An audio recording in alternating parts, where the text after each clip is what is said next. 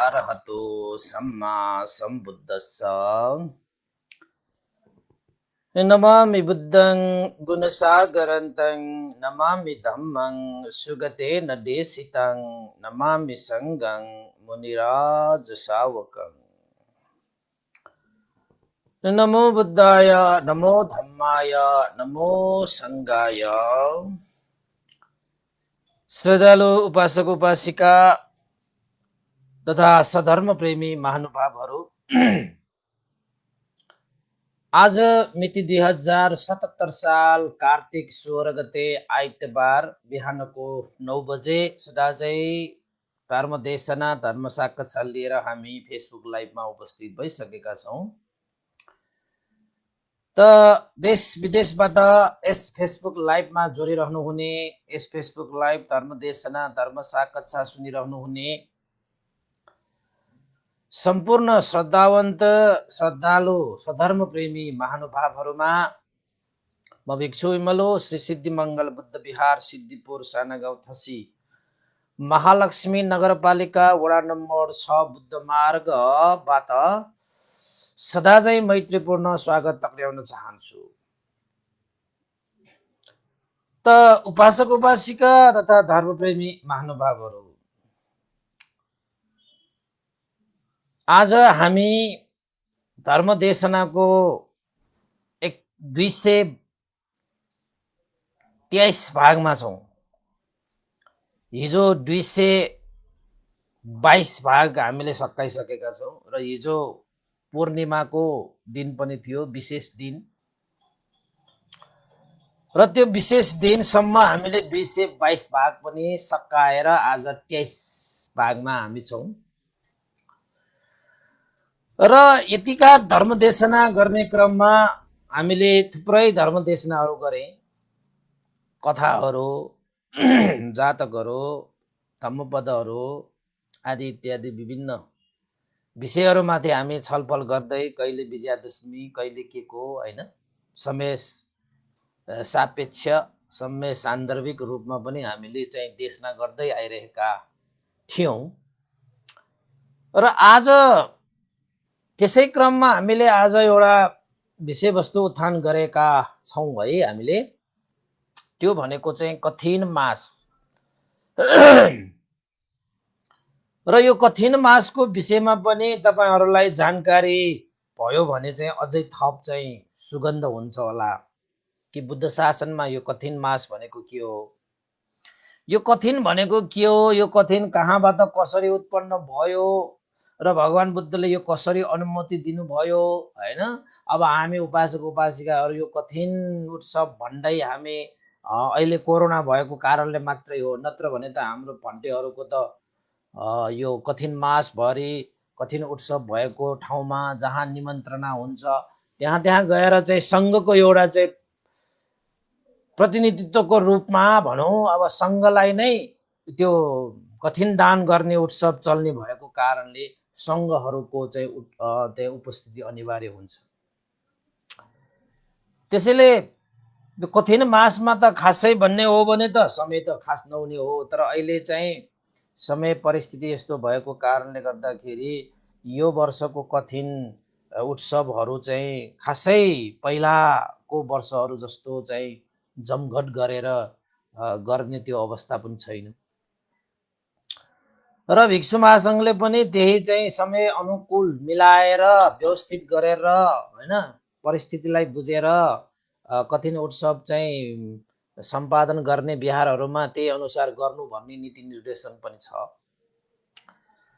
र त्यसै सिलसिलामा अब हाम्रो श्री सिद्धि मङ्गल बुद्ध विहारमा पनि पहिला जस्तो हामीले चाहिँ पहिला त हामीले 2000 मान्छेहरूको जमघट हुन्छ, भन्तेहरू गुरुमाहरू हैन, अब भिक्षुहरू अनागारिकाहरू उपासक उपासिकाहरू गरेर कम्तीमा 1500 बढीमा 2000 त्यतिको व्यवस्था चाहिँ हामीले गर्दै आइरहेका थियौं है। तर यो वर्ष चाहिँ अब जमघट हुने परिस्थिति पनि छैन। यता बिहा भन्टेको बिहारमा चाहिँ अलिकति उपासक उपासिकाहरू पनि थुप्रो उपस्थिति हुने गर्दछ। त्यसैले पनि सहभागी हुने उपासक उपासिकाहरूलाई यसपालिको चाहिँ कठिनमा चाहिँ अब सहभागी गर्न नसकिने चाहिँ अब व्यवहार चाहिँ जानकारी गराउन चाहन्छु। र यसपालिको कठिनमा चाहिँ अब सङ्घको उपस्थिति चाहिन्छ। अब जति चाहिन्छ 5 जना भन्दा बढी सङ्घको उपस्थिति भए पुग्छ कठिन गर्नको निमित्त। त्यो धेरै भिक्षुहरू, धेरै अनागारिकाहरू, धेरै उपासक उपासिकाहरू बोलाएरै गर्नुपर्छ भन्ने अनिवार्य विषय चाहिँ होइन। अब त्यो त अब दाताहरूको श्रद्धा होइन, आस्थाले निमन्त्रणा गरेपछि भिक्षुहरू अनागारिकाहरू उपस्थिति हुने, उपासक उपासिकाहरू पनि उपस्थिति हुने हो त्यो त। तर विनय धर्म नियम अनुसार 100औं 200औं होइन भिक्षुहरू अनागारिकाहरू चाहिन्छ भन्ने नै अनिवार्य विषय चाहिँ होइन। तर कठिन सम्पन्न गर्नको निमित्त चाहिँ भिक्षुहरू चाहिँ अनिवार्य छ। अरू चाहिँ अब दाताहरू पनि त चाहिहाल्यो होइन। कठिन चिवर दाता नभइकन त फेरि कठिन दान पनि हुँदैन।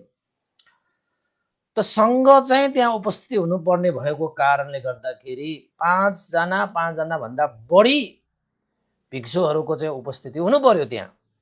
त्यो पनि उपसम्पन्न भिक्षुहरूको उपस्थितिमा त्यो कठिन चिवर दान गर्न सकिन्छ। र भिक्षु सङ्घ भनिसकेपछि हामीले चाहिँ भगवान बुद्धको पालादेखिका भिक्षुहरू सबलाई हामीले चाहिँ जनाइन्छ त्यो भिक्षु सङ्घ भनेपछि होइन। त्यसैले चाहिँ त्यो प्रतिनिधित्वको रूपमा चाहिँ अहिलेको वर्तमान समयमा 5 जना भन्दा बढी भयो भने चाहिँ कठिन सम्पन्न गर्न भयो। त्यसरी चाहिँ बुझ्नुपर्छ। अब यसपालि चाहिँ अब 5 जना भिक्षुहरू 5 जना 5-10 जना मात्रै होइन सहभागी गराएर दाताहरू पनि अब एउटै परिवार मात्रै बोलाएर यो वर्ष चाहिँ एउटा चाहिँ समय परिस्थिति चाहिँ अलिकति प्रतिकूल भइरहेको कारणले गर्दाखेरि त्यसरी पनि सम्पादन गर्न सकिन्छ, गर्न हुन्छ भन्ने एउटा चाहिँ नमुना पनि भयो। अब हाम्रो नेपालमा त कठिन भनेपछि तपाईँहरूलाई त थाहै भएकै कुरा हो।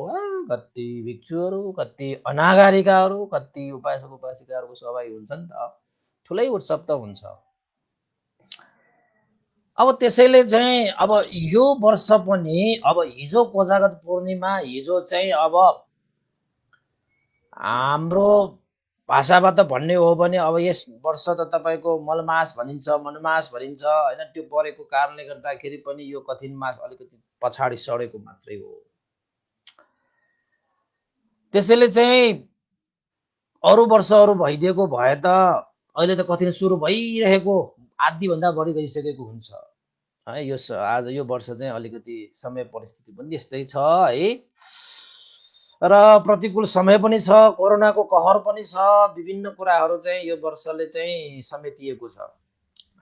तैपनि अब तपाईँहरूको लागि उपासक उपासिकाहरू होइन, अब जसले चाहिँ अब चाहिँ बुझ्न चाहने, जान्न चाहने, यो चाहिँ हामी बुद्ध शासनमा यो कठिन मास भनेको के हो भन्ने विषयलाई हामीले पनि बुझिराख्नुपर्छ कि जानिराख्नुपर्छ। यद्यपि हाम्रा उपासक उपासिकाहरूले चाहिँ कठिनमा गएर कठिनको कुराहरू त धेरै सुने होला, कठिन दान पनि गरे होला। हाम्रै यो कथा सुनिरहने यो देशमा सुनिरहने उपासक उपासिकाहरू कति कठिनमा चाहिँ सहभागी भए, यो या त कठिन दाता पनि भइसक्यो होला। तैपनि अब चाहिँ बुद्ध शासनमा यो चाहिँ अब विनय पिटकमा आउने भएको कारणले गर्दाखेरि धेरै ठाउँमा सुन्न पाउने विषयवस्तु पनि होइन होइन। अब कठिनको कुराहरू भनेको चाहिँ वर्षको एकचोटि कठिनमा सहभागी भयो भने मात्रै यो सुन्न पाउने विषय भयो। त्यसैले चाहिँ अब फेसबुकमा पनि यो समय सान्दर्भिक होइन भएको कारणले आजदेखि त कठिन सुरु भयो, कठिन मास त सुरु भयो 1 महिनासम्म होइन। त्यसैले चाहिँ आजको कठिन मास विषयमा अलिकति जानकारी दिने, कठिन दानको विषयमा अलिकति जानकारी दिने हेतुले चाहिँ आज विषयवस्तु नै हामीले कठिन मास कठिन दान भनेर राखेका छौँ होइन। तपाईँहरूलाई चाहिँ अब यो कथा भन्दा पनि जानकारी हो। र यो अब कति दिन होइन हामीले चाहिँ भन्दै जाउँला, कथाहरू पनि समेट्न पाइन्छ। तर चाहिँ अब बुद्ध शासनमा बसिसकेका हामी उपासक उपासिकाहरू भइसकेपछि यस्ता कुराहरू चाहिँ जानकारमा राख्नु चाहिँ उपयुक्त हुन्छ। त तपाईँहरूलाई चाहिँ मैले चाहिँ अब भने यो कठिन मासको सुरुदेखिको देशनाहरू गर्ने हो भने चाहिँ यो कठिन मास भनेको चाहिँ अहिले मात्रै प्रारम्भ भएको विषय होइन। यो त बुद्धकालीन समयदेखि, आजभन्दा 2600 वर्ष अगाडि भनौँ न, त्यो समयदेखि नै यो सुरु भइसकेको, सुरु भएर आएको विषयवस्तु हो यो कठिन मास भनेको चाहिँ। त्यसैले चाहिँ यो कठिन मास भनेको चाहिँ अहिले मात्रै यो भिक्षुहरूले चाहिँ यो गरेको होइन, यो भिक्षुहरूले बनाएको होइन भन्ने कुरा त यो कुराले पनि थाहा भयो। यो त विनय पिटकमा भएको कारणले, विनय नियम अनुसार चल्नुपर्ने भएको कारणले भगवान बुद्धले नबनाइकन, भगवान बुद्धले प्रतिपादन नगरिनु भएसम्म भिक्षुहरूले गर्ने त कुरा हुँदै भयो। किन त भन्दाखेरि विनय भनेको त बुद्ध शासनको प्राण हो। त्यसैले विनयसँग खेलवाड गर्नु भनेको चाहिँ प्राणसँग खेलवाड गर्नु। त्यसैले विनयो नाम शासनस् आयो, विनय धर्म भनेको चाहिँ बुद्ध शासनको आयो हो, प्राण हो भनेर भगवान बुद्ध स्वयंले पनि पाली वाक्यमा उल्लेख गर्नुभएको छ। त्यसैले विनय धर्मलाई अलिकति हामीले चाहिँ जान्नु बुझ्नु, विनय धर्मलाई चाहिँ सिक्नु भनेको चाहिँ बुद्ध शासनको प्राण बचाउनु, आयु वृद्धि गर्नु होइन, जस्तै हो के त्यो। त्यसैले उपासक उपासिकाहरूले पनि यो विनय धर्मलाई चाहिँ अलिकति जान्नु चाहिँ आवश्यक चाहिँ पर्छ है। किन त भन्दाखेरि नत्र भने विनय धर्म नजानियो भने त तपाईँको चाहिँ के भइरहेको, कसो भइरहेको, भिक्षुहरूको नियम नीति के हो होइन, त्यसपछि चाहिँ अब उपासक उपासिकाहरूले गर्नुपर्ने नियम नीति के हो त्यो बुझेन भने चाहिँ धर्म गर्दाखेरि पनि जति आनिसंस प्राप्त गर्नु पर्ने हो त्यो चाहिँ नपाउँदाखेरि मनमा चाहिँ अलिकति सन्तुष्टलाई ठाउँ दिन गाह्रो हुन्छ होइन। त्यसैले म तपाईँहरूलाई चाहिँ अब विशेष बुझ्न त तपाईँले बुझ्नु भएको होला, तर चाहिँ अब तपाईँहरूलाई चाहिँ बुझ्नु भएको कुरा भयो भने मिठो गरेर भन्ने होला नि, अलिकति मजाले सुन्न पाइन्छ होइन। अब सुरु हुन्छ। मैले तपाईँलाई चाहिँ यो कठिन मास आउनको निमित्त, कठिन मास हुनको निमित्त होइन कहाँदेखि सुरु गरौँ त भन्दाखेरि भगवान बुद्धको शासनमा सुरु गयो है त। अलिकति सुन्नु होला। अब यहाँ भिक्षु भन्ने हुन्छ, सामवेर भन्ने हुन्छ, यहाँ आउँछ कि बुद्ध शासनमा भगवान बुद्धले 35 वर्षको उमेरमा उहाँले बुद्धत्व ज्ञान लाभ गर्नुभयो। बुद्ध गयामा वैशाख पूर्णिमाको दिन होइन। त उहाँले 35 वर्षको उमेरमा बुद्धत्व ज्ञान लाभ गर्नु भइसकेपछि सबभन्दा पहिला अब यो धर्म जुन चाहिँ प्राप्त गरी लिए, सर्वज्ञता प्राप्त गरी लिए, धर्म बोध गरी लिए, बोधि ज्ञान प्राप्त गर्नुभयो। त यो धर्म देशना चाहिँ अब गम्भीर छ, यो चाहिँ साह्रै नै गहिरो विषय भयो होइन। यो त परमार्थ कुराहरू भयो। यो धर्म देशना चाहिँ अब कसलाई देशना गर्दाखेरि चाहिँ साँच्चैकै यसलाई चाहिँ बुझिलिन्छ होला, जानिलिन्छ होला, कसलाई भनियो भने सजिलैसँग यसलाई स्वीकार्छ होला भनेर चाहिँ भगवान बुद्ध स्वयंले चाहिँ त्यो बुद्धत्व ज्ञान, बोधि ज्ञानलाई धर्मचक्र प्रवर्तन गर्नको निमित्त उहाँले सोध्नु भएको थियो। त उहाँले चाहिँ यसो सोध्नु हुँदाखेरि चाहिँ कसलाई धर्म देशना गर्दा हुन्छ त भनेर विचार गर्नु हुँदाखेरि उहाँको होइन ज्ञान चक्षुमा चाहिँ को आयो त भन्दाखेरि जुन बेला भगवान बुद्ध दुष्करचर्या गरिरहनु भएको थियो, यानि कि ज्ञानको खोजीमा यताउता चाहिँ हिँडिरहनु भएको थियो, त्यति बेला उहाँले चाहिँ सिद्धार्थ कुमारको समयमा उहाँले चाहिँ केही सम्म त ध्यान भावना अभ्यासहरू सिकेका गुरुहरू थियो त्यति बेला। त्यो भनेको चाहिँ के हो त भन्दाखेरि आला र कालाम र उदक रामपुत्र भन्ने दुईजना समापति ध्यानमा प्रतिष्ठित व्यक्तिहरू पनि थियो। त समापति ध्यानमा प्रतिष्ठित ती आला र कालाम र उदक रामपुत्रलाई सम्झिनु हुँदाखेरि उहाँको त्यहाँ ज्ञान चक्षुले हेर्नु हुँदाखेरि त आला र कालामा पनि उदक रामपुत्र पनि त परलोक गइसकेको रहेछ। त परलोक गएर देवलोकमा गएको भए त देवलोकमा त इन्द्रिय हुन्छ, इन्द्रिय भनेको मतलब आँखा कान नाक छाला यो सबै हुन्छ। त ब्रह्मलोकमा पनि हुन्छ हुन त, त्यो अरूप ब्रह्मलोक भन्ने पनि छ। त्यहाँ जन्मियो भने तपाईँको यो काय हुँदैन, नाम मात्र हुन्छ, रूप हुँदैन। त समापति भनेको चाहिँ तपाईँले अष्ट समापतिमा एकजना त्यहाँ चाहिँ उदक रामपुत्र आला र कालाम भन्नेहरू चाहिँ एकजना चाहिँ सप्तम ध्यानमा प्रतिष्ठित, अर्को चाहिँ अष्टम ध्यानमा प्रतिष्ठित। भनेको मतलब त्यहाँ चाहिँ रूप ध्यान 4 वटा, अरूप ध्यान 4 वटा मध्येमा अष्टम समापति र सप्तम समापति ध्यान प्राप्त गरिसकेको भनेपछि त अरूप ध्यान प्राप्त व्यक्तिहरू भयो आला र कालम र उदक रामपुत्र। त आला र कालम र उदक रामपुत्र त्यहाँबाट परलोक भइसकेपछि अरूप ध्यानमा, अरूप ध्यान समापतिमा बसेको कारणले गर्दाखेरि मृत्युपछि उनीहरू चाहिँ कहाँ जन्मिन्छ त भन्दाखेरि अरूप ब्रह्मलोकमा जन्मेछ। दुईजनै, एकजना चाहिँ 1 हप्ता अगाडि बितेको, एकजना चाहिँ 1 दिन अगाडि मात्रै बितेको। 1 दिनको कारणले गर्दाखेरि भगवान बुद्धको सर्वज्ञ ज्ञानलाई उनीहरूले गुमाउनु पर्यो।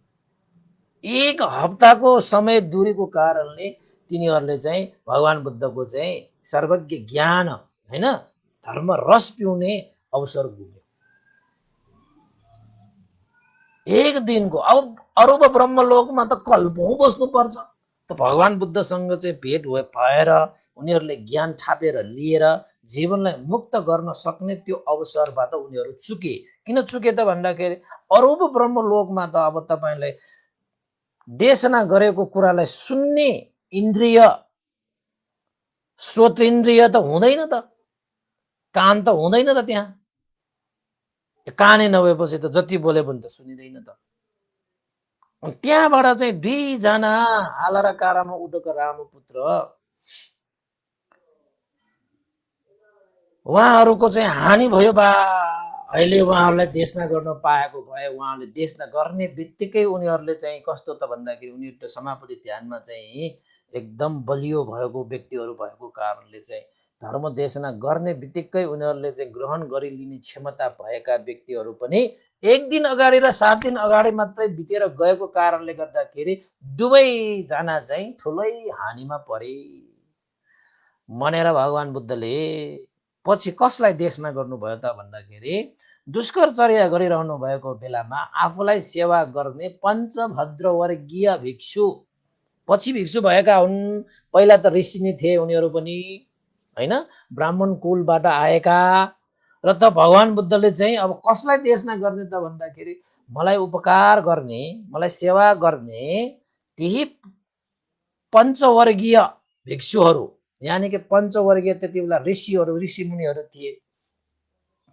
त्यो मृगदा वन सारनाथमा भन्ने कुरा जान्नु भएर भगवान बुद्धले चाहिँ सारनाथ मृगदा वन, ऋषि पतन मृगदा वन सारनाथमा गएर भगवान बुद्धले चाहिँ पञ्चभद्र वर्गीय भिक्षुहरूलाई चाहिँ धर्मचक्र प्रवर्तन गर्नुभयो हैन।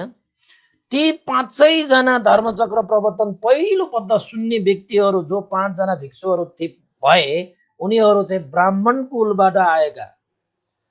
त एउटा कुरा चाहिँ चेतना भया है, भगवान बुद्धका पहिलो शिष्यहरू नै ब्राह्मणहरू थिए। ब्राह्मणहरूले भगवान बुद्धको धर्मलाई स्वीकार्नु भएको थियो, जान्नु भएको थियो, बुझ्नु भएको थियो। र ब्राह्मण त्यो कुलबाट आएका हैन ती भिक्षुहरूले भगवान बुद्धको धर्मलाई ग्रहण गरेर बुझेर जानेर लाभ गरेर उनीहरू चाहिँ अब कौण्डन्य ब्राह्मण नै हो, त्यो पनि कपिलवस्तुको हो। पहिलाको तपाईको पुरोहित, राजपुरोहित नै थियो त्यो पनि, जसले चाहिँ भगवान बुद्धलाई भविष्यवाणी गर्नु हुँदाखेरि 8 जना टुटन्धर ब्राह्मणहरू पुरोहितहरूलाई चाहिँ सुदोधन महाराजले बोलाउनु हुँदाखेरि त सिद्धार्थ कुमारलाई 7 जना चाहिँ ब्राह्मणहरूले चाहिँ 2टा औँला ठहराएर चाहिँ भविष्यवाणी गरेको थियो।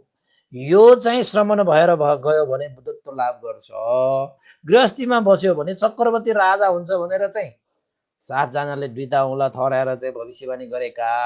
त यही यो कौण्डन्य भिक्षु पछि भिक्षु भएको त्यो कौण्डन्य ब्राह्मण हो त्यो होइन। त्यो पुरोहित ब्राह्मणले त्यति बेला चाहिँ एउटै औँला मात्र ठहराएर भविष्यवाणी गरेको थियो, यो सिद्धार्थ कुमार गृहस्थी भावमा बस्दैन, एक न एक दिन यसले गृह त्याग गर्छ र यसले बुद्धत्व ज्ञान लाभ गर्छ भनेर चाहिँ एउटै औँला ठहराएर चाहिँ भविष्यवाणी गर्ने त्यो कौण्डन्य ब्राह्मण नै हो त्यो पञ्चभद्र वर्गीयको सबभन्दा पहिलो पल्ट धर्मबोध गरी लिने व्यक्ति नै कौण्डन्य नै थियो।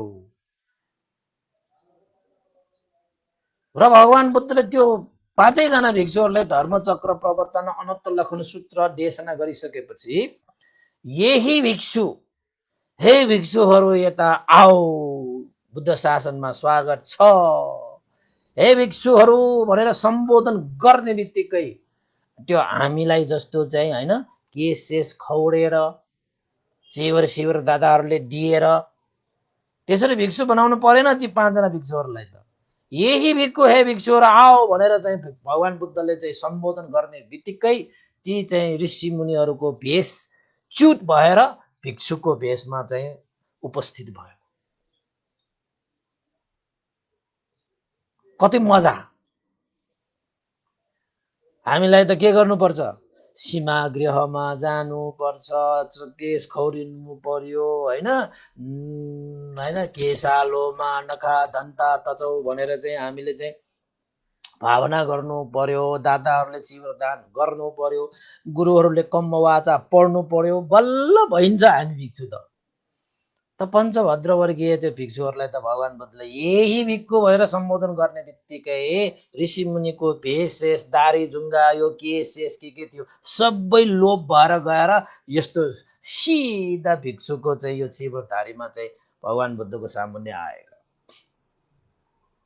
हो। त्यसरी चाहिँ भिक्षु हुने ती व्यक्तिहरू पनि भगवान बुद्ध पनि नेपालकै थिए, नेपालमै जन्मिनु भएको, अब नेपाल भन्दा पनि लुम्बिनीमा बगैँचामा जन्मिनु भएको कपिलवस्तुका र सुदर्शन महाराज र महामाया देवीको कोखबाट जन्मिनु भएको थियो।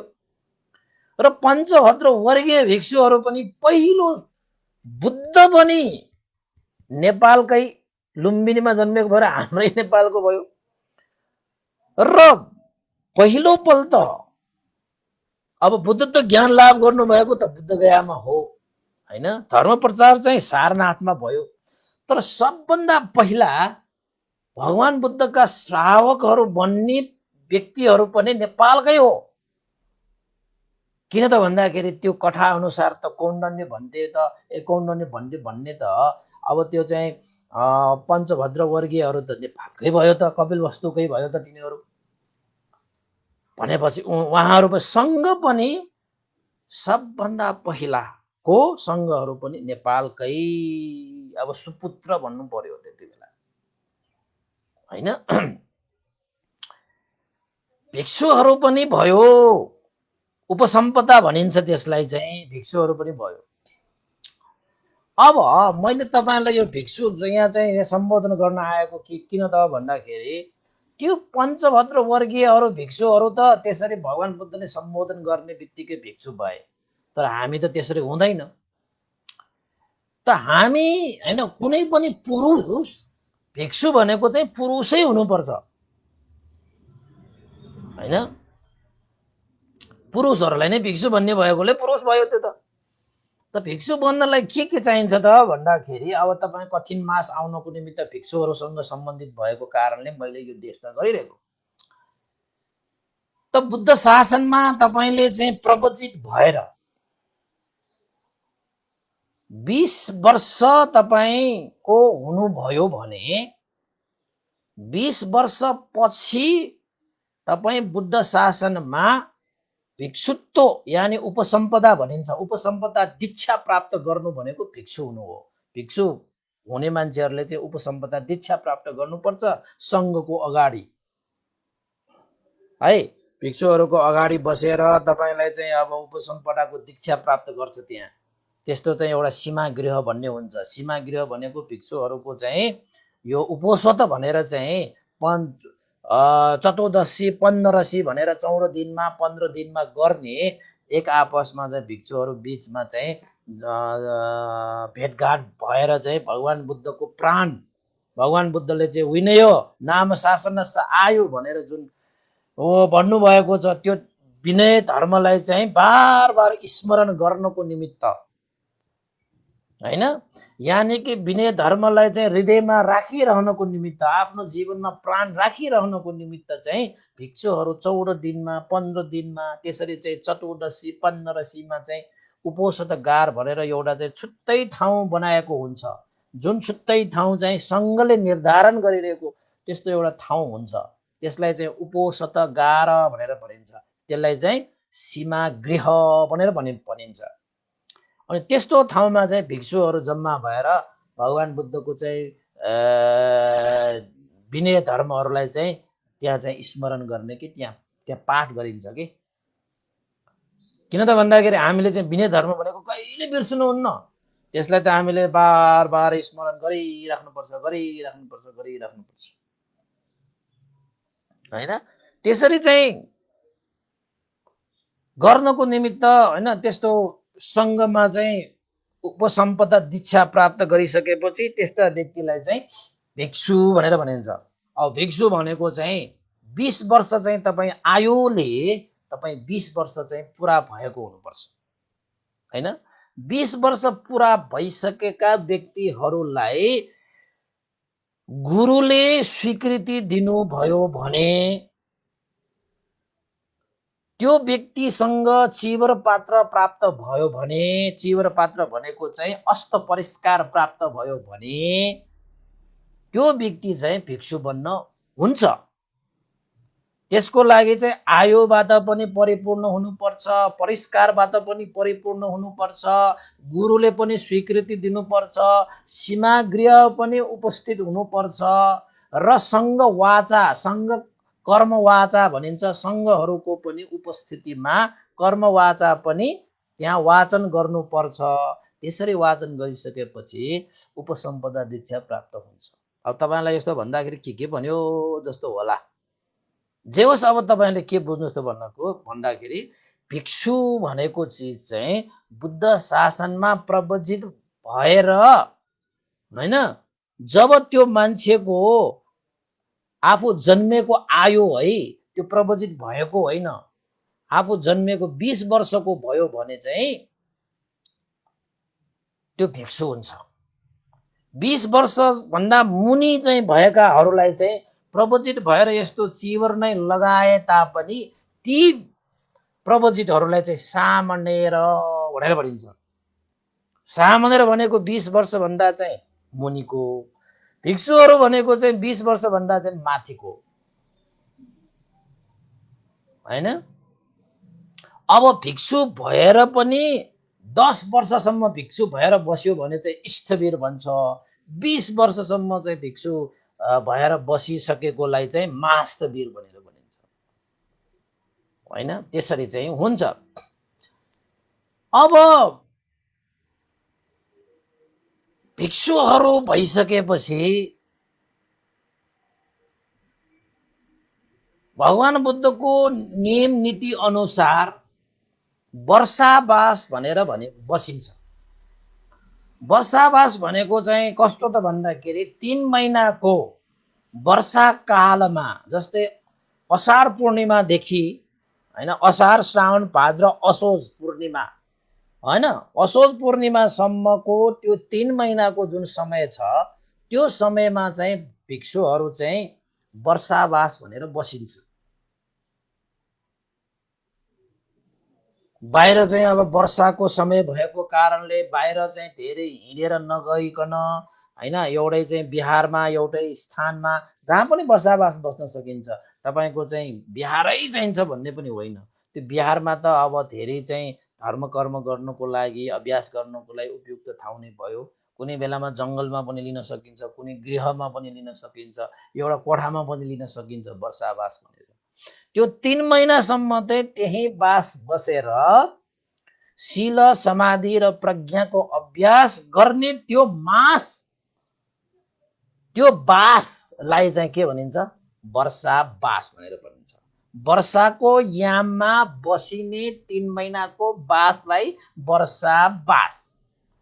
यति कुरा मैले तपाईँलाई संक्षिप्तमा भनेको हैन। अब 3 महिनासम्म वर्षावास बस्नुको निमित्त के गर्नुपर्छ त, यो पनि बुझ्नु पर्यो। त्यतिकै बसेर त भएन। नियम नीतिहरू छन्, भिक्षुहरूको पनि वर्षावासको नियम नीतिहरू पनि छन्। र अषाढ पूर्णिमा गुरु पूर्णिमाको त्यो दिनमा चाहिँ भिक्षुहरू उपोषत गरेर आइसकेपछि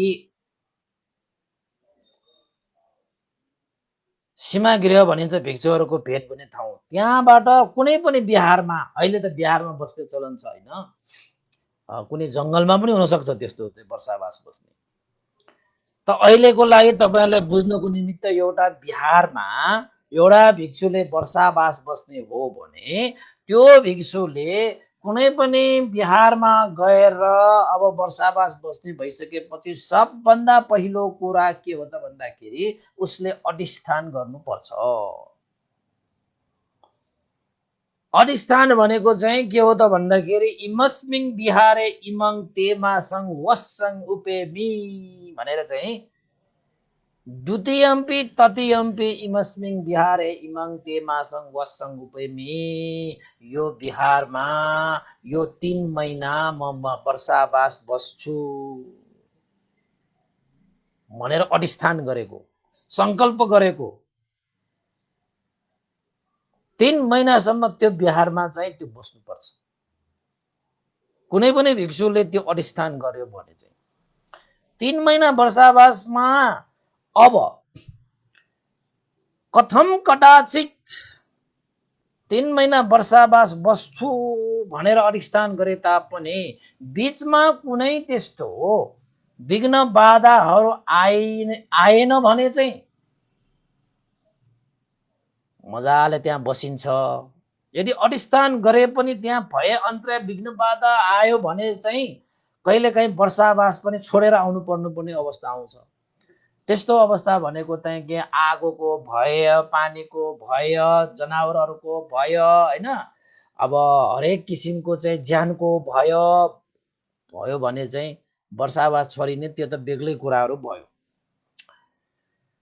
तर त्यस्तो कुनै पनि ज्यानको भय, जनावरहरूको भय, आगो पानीको भय, हावाहुरीको भय आदि इत्यादि ज्यानै जान सक्ने त्यस्तो भय छैन भने चाहिँ त्यो बिहारमा भिक्षु 3 महिनासम्म वर्षावास बसेर उसले शील समाधि प्रज्ञाको अभ्यास आफू पनि गर्ने र उपासक उपासिकाहरूलाई पनि शील समाधिको प्रज्ञाको अभ्यास गराउने। अब त्यो त आफ्नो क्षमताकोमा हैन भर पर्ने कुराहरू भयो।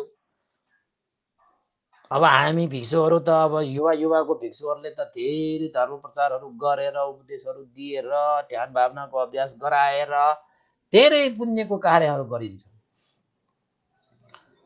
समय अलिकति बढी मिल्छ र वर्षावास बसिसकेपछि तपाईको बिना कारण अन्य स्थानमा गएर रात बिताउनु हुँदैन। कुनै पनि अन्य स्थानमा गएर बास बस्नु हुँदैन। त्यसरी बास बस्यो भने चाहिँ वर्षावास बिग्रिन्छ। वर्षावास बिग्रियो भने के हुन्छ त भन्दाखेरि कठिन मास भन्ने जुन 1 महिनाको मास छ नि, अहिले कठिनको मास चल्यो आजदेखि हैन, त्यो कठिन मासमा उसले कठिन जीवहरू उत्पन्न गराउने शक्ति क्षमता उसँग हुँदैन, उसलाई अधिकार हुँदैन। र अन्य स्थानमा गएर बास चाहिँ बस्नुहुन्न। कथम कदाचित त्यस्तै परिस्थिति आइपर्यो भने सप्ताहकरण भन्ने हुन्छ।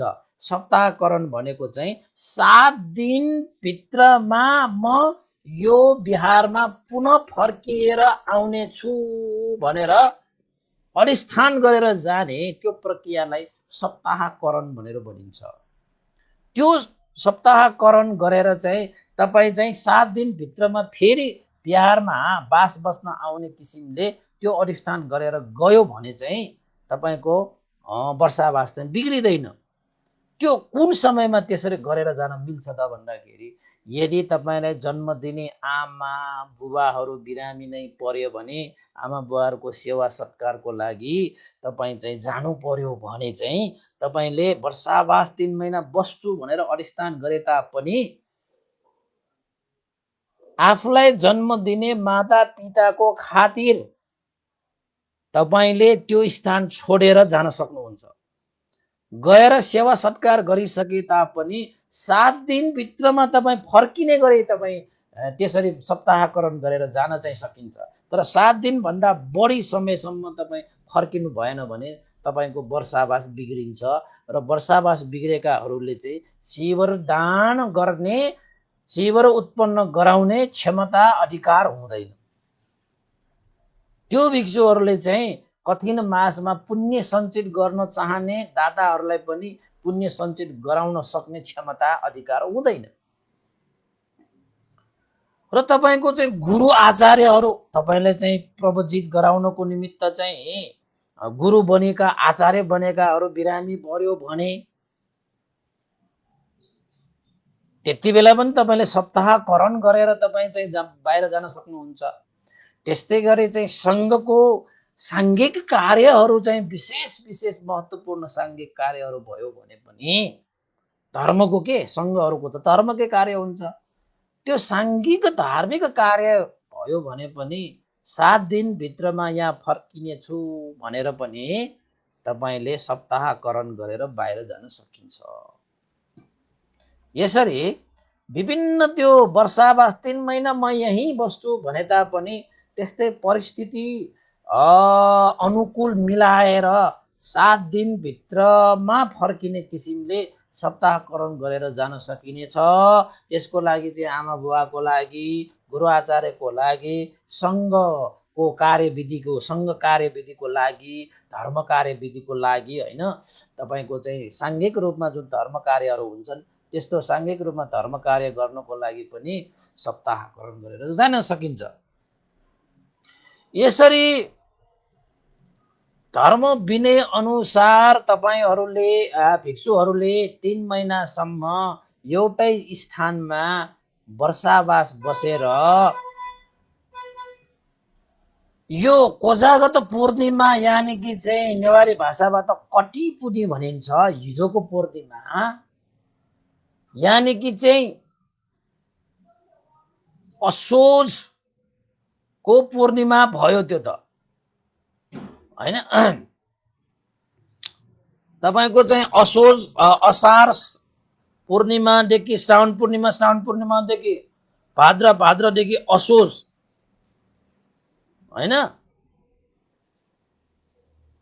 3 महिनाको वर्षावास पछि जुन चाहिँ यो कति पुनी आउँछ त्यो कति पुनीमा चाहिँ भिक्षुहरू वर्षावास बस्ने भिक्षुहरूले चाहिँ अनिवार्य रूपमा पवारना भनेर गर्नुपर्छ।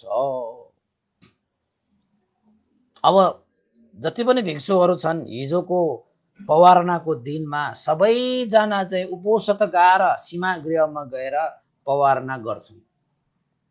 र हामी पनि हिजो चाहिँ हामी चाहिँ आफ्नो स्थान जुन चाहिँ विश्व शान्ति विहार मेन भवन हैन काठमाडौँमा त्यहाँ चाहिँ हामी गएर सबै दाजुभाइ भिक्षुहरू मिलेर चाहिँ त्यहाँ उपोषदको साथसाथै यो कटी पुनीमा चाहिँ पवारना भनेर भनिन्छ।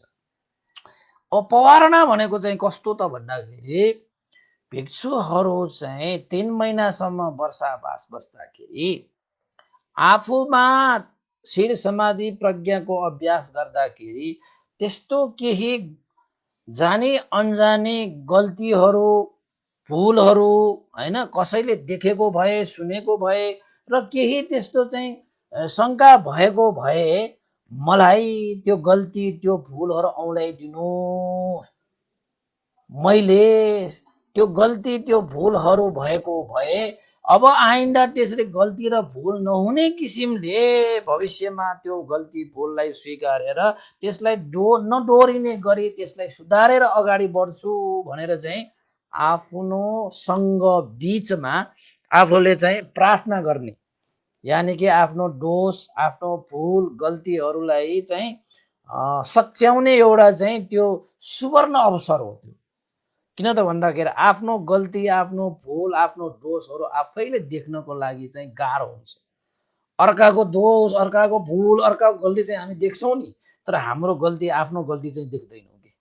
त्यसैले भिक्षुहरूमा यस्तो एउटा मजाको एउटा चाहिँ संस्कार छ, एउटा नियम छ, विनय छ कि भन सबै सामुन्ने है, एकजनालाई मात्र होइन, मेरो गल्ती कसैले देख्ला, कसैले बुझ्ला भनेर चाहिँ लाज मानेर होइन, डर मानेर होइन, भय मानेर होइन, त्रास मानेर होइन, त्यहाँ जति पनि भिक्षुहरू चाहिँ समावेश हुन्छ, 100औं जना भए 100औं जना, 1000 जना भए 1000 जना, लाख जना भए लाख जना, त्यो भिक्षुहरूको सामुन्ने सबैलाई हात जोडेर के भनिन्छ त भन्दाखेरि चाहिँ सङ्गं भन्ते पवारेमी, भिक्षु सङ्घहरू म पवार्ना गर्दैछु, दित्थेन वा सुतेन वा परिशङ्कायो वा, देखेको भए, सुनेको भए, शङ्का भएको भए, वदन्तु मङ्गायस मन्तो अनुकम्पं उपादाय पश्यन्तु पतिकरिसामी, मलाई अनुकम्पा राखेर सङ्घहरूले, आयुष्मानहरूले,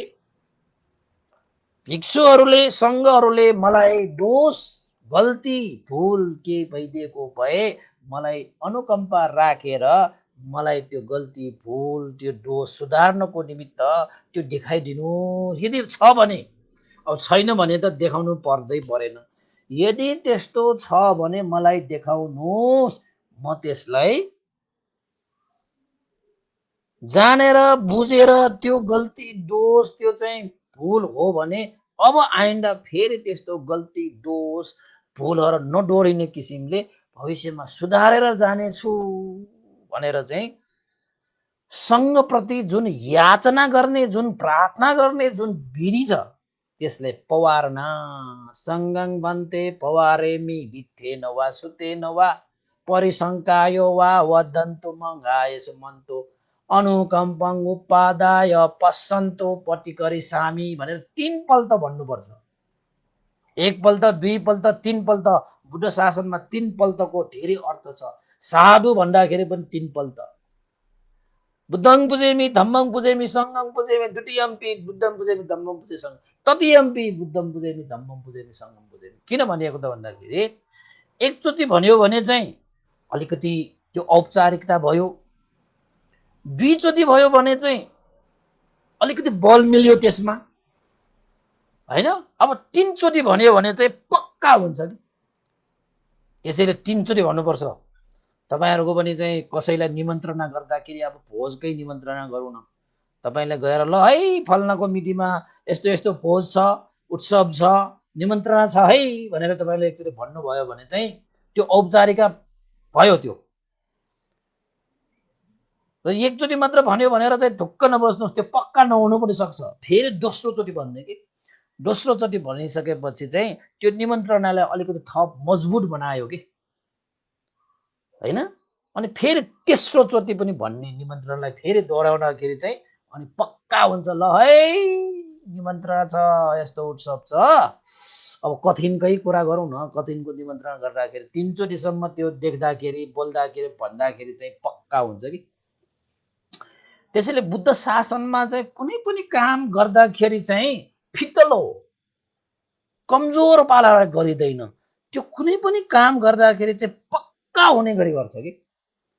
जस्तै कसैले राम्रो काम गर्यो, साधुवाद दिनु पर्यो, त हामी के भन्छौँ, साधु मात्र भन्दैनौँ, त्यो साधु दिने त्यो मुदित भावलाई पनि पक्का गर्नको निमित्त हृदयदेखि नै साधु साधु साधु भन्छ कि हामी। त्यो 3 चोटि चाहिँ पक्का हुन्छ हैन। त्यसपछि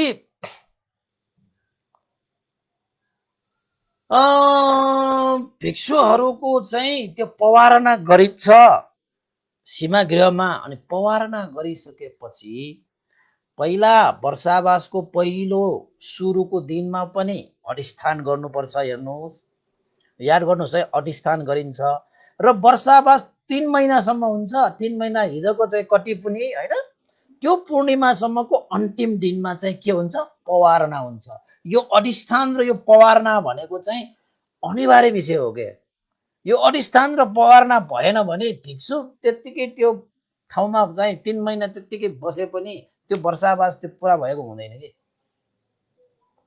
त्यसले जुन चाहिँ शरीर वचन मनद्वारा गर्नुपर्ने अधिष्ठान र पवारना छ त्यो चाहिँ पुरा अनिवार्य रूपमा गर्नुपर्छ।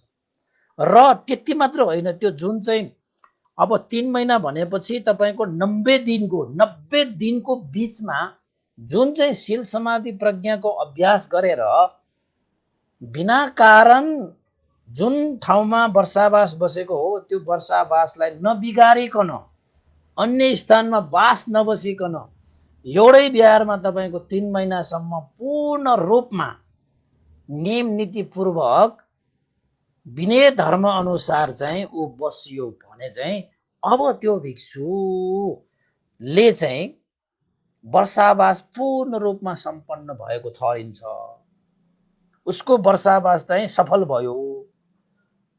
र भिक्षु भनेको चाहिँ कस्तो त भन्दाखेरि पुण्यं खेतं अनुत्तर। भिक्षुहरूमा त यस्तो क्षमता हुन्छ, त्यो क्षमता सामनेरहरूमा हुँदैन। फेरि त्यो 20 वर्षभन्दा मुनिका त्यो चिवर लगाएका, हुन त चिवरै लगाएको हो, हामीले हेर्दाखेरि भिक्षु जस्तो देखिएला, तर उपसम्पदा भएको छैन भने चाहिँ 20 वर्षपछि पनि उसले उपसम्पदा दीक्षा प्राप्त गरेको छैन भने त्यो सामनेर नै हुन्छ। फेरि 20 वर्षको चाहिँ हुँदाखेरि अधिकार चाहिँ पाउँछ, तर उपसम्पदा दीक्षा पनि लिनुपर्छ गुरुहरूको सङ्घ, गुरुहरूको अनुमतिमा, सङ्घहरूको बिचमा। त्यसैले चाहिँ 20 वर्ष मुनि यानि उपसम्पदा नलिएका यस्तो चिवरधारी भए तापनि त्यो भिक्षु हुँदैन कि। त्यो भिक्षुहरू हजारौं हजार लाखौं लाख सामनेरहरू एउटा बिहारमा 3 महिनासम्म कतै नगइकन बास बसे पनि त्यो सामनेर हजारौं हजार लाखौं लाख भए पनि उनीहरूले पवारना गरेर वर्षावास सफल भएको पूर्ण भएको ठहरिँदैन। उनीहरूले सफल वर्षावास सफल नभएको नठहरिने हुनाले अनि जुन चाहिँ यो कठिन मास भनेको चाहिँ अब हिजो चाहिँ अब कति पुनिको आज पारोदेखि असोज कृष्ण पक्ष पारोबाट अब कार्तिक पूर्णिमा, कार्तिक शुक्ल पूर्णिमासम्मको त्यो समयलाई चाहिँ कठिन मास भनेर भनिन्छ। 1 महिनाको आजदेखि सुरु भयो, आजदेखिको 1 महिनासम्मको जुन चाहिँ मास यानि कि 1 महिनाको महिना छ, यानि काल छ, यानि कि समय छ, त्यसलाई चाहिँ के भनिन्छ? कठिन मास भनेर भनिन्छ। कठिन मास किन भनिएको त भन्दाखेरि अब एकजना भिक्षुले अधिष्ठान र पवारना पनि सकाइसकेपछि अब 1 महिनाको जुन यो कठिन मास भन्ने समय छ, त्यो 1 महिनाको समयमा कुनै पनि दाताहरूले कठिन चिवर दान गर्ने श्रद्धा व्यक्त गर्नुभयो भने त्यो वर्षावास सम्पन्न भएको त्यो बिहारमा त्यो भिक्षु भएको त्यो स्थानमा चाहिँ दाताहरूले कठिन चिवर दान गर्ने श्रद्धा व्यक्त गर्नुभयो भने त्यहाँ त्यो बिहारमा त्यो कठिन मासको जुन 1 महिनाको समय छ नि, जुन सुकै दिनमा 1 महिना भनेको 30 दिन हुन्छ, 30 दिनभित्र जुन सुकै दिन आफूलाई उपयुक्त छ त्यो उपयुक्त दिनमा चाहिँ सङ्घलाई उद्देश्य राखेर है, व्यक्तिलाई उद्देश्य राख्ने होइन। हुन त एकजना भिक्षुले त्यहाँ वर्षावास बसेको कारणले कठिन दान गर्न पाएको हो, त्यो कारण हेतु चाहिँ त्यो भिक्षु वर्षावास पुरा गर्ने भिक्षु हुन्छ। तर चिवर कठिन चिवर दान गर्ने चाहिँ कसलाई त भन्दाखेरि त्यो भिक्षुलाई त हो त भन्दाखेरि कठिन चिवर दान भनेको पुग्गल दान होइन, यो चाहिँ साङ्घिक दान हो। यानि कि पुग्गल दान भनेको व्यक्तिलाई दिने दान होइन, अरू चाहिँ तपाईँले व्यक्तिलाई दिन सक्नुहुन्छ तपाईँको श्रद्धाले। तर कठिन दान भनेको चाहिँ, कठिन चिवर दान भनेको चाहिँ सङ्घ यानि कि पुग्गल दान यानि कि व्यक्तिलाई दान गर्ने होइन कि, त्यो त सङ्घलाई नै दान गरिन्छ। अब सङ्घ भनेपछि त भगवान बुद्धको पालादेखिका भिक्षुहरूदेखि लिएर अहिलेसम्मको भिक्षु र पछि अनागतमा आउने भिक्षुहरूसम्म सबै पर्छ रे सङ्घ भनेपछि, होइन? अब कठिन मास आयो, कठिन चिवर दान गर्ने मास आयो भनेपछि 1 महिनाको समय हुन्छ। त्यो समय दाताहरू आफसे आफ मन प्रसन्न पारेर, जसरी आकाशमा वर्षा हुन्छ त्यसरी नै दाताहरूको मनमा कठिन चिवर दान गर्ने श्रद्धा उत्पन्न भएको छ भने मात्रै त्यो कठिन चिवर हुन्छ। कठिन चिवरलाई तिमीले चाहिँ गर्नै पर्छ, तिमीले नगरिकन हुन्छ, यस्तो गर न उस्तो गर न भनेर चाहिँ तपाईँले चाहिँ प्रोत्साहित गरेर त्यसलाई ढकेलेर भिक्षुहरूले गराउनु हुँदैन। त्यस्तो दान गराउन भिक्षुहरूले चाहिँ त्यो जीवन उत्पन्न गराउनु हुँदैन। दाताहरूको चाहिँ मनमा श्रद्धा चित्त प्रीति उत्पन्न भएरै त्यो कठिन चिवर दान गर्ने प्रार्थना गर्न आयो भने भिक्षुले पनि दाताहरूलाई पुण्य प्रदान गर्ने हिसाबले त्यो कठिन चिवर दान ग्रहण गर्ने, सङ्घलाई यो कठिन चिवर दान गर्ने जुन कार्य छ त्यसलाई चाहिँ स्वीकार्न हुन्छ, स्वीकार्न मिल्छ। अब त्यो कठिन चिवर दान भनेको चाहिँ तपाईहरूको 1 महिनाको अवधि हुन्छ। 1 महिनाको अवधिमा तपाईँले 30 दिनभित्रमा 1 दिन मात्र गर्ने हो। त्यो 30 दिन, यो त कठिन मास हो, कठिन चिवर दान गर्ने महिना हो, 30 दिन त छ। म हरेक दिन कठिन चिवर दान गर्छु भनेर दिन मिल्दैन। फेरि त्यो 30 दिन 1 महिनाको जुन दिन तपाईँलाई उपयुक्त हुन्छ त्यही दिनमा भिक्षु सङ्घलाई निमन्त्रणा गरेर तपाईँले त्यो कठिन चिवर तपाईँले भिक्षु महासङ्घलाई, भिक्षु सङ्घलाई तपाईँले प्रदान गर्ने हो। त एउटा बिहारमा एकपल्ट कठिन चिवर दान गरिसकेपछि अब कठिन मास चलिरहे तापनि 30 दिनसम्म चलिरहे तापनि अब एकपल्ट दिइसकेको त्यो स्थानमा 2 पल्ट कठिन चिवर दान गर्न मिल्दैन।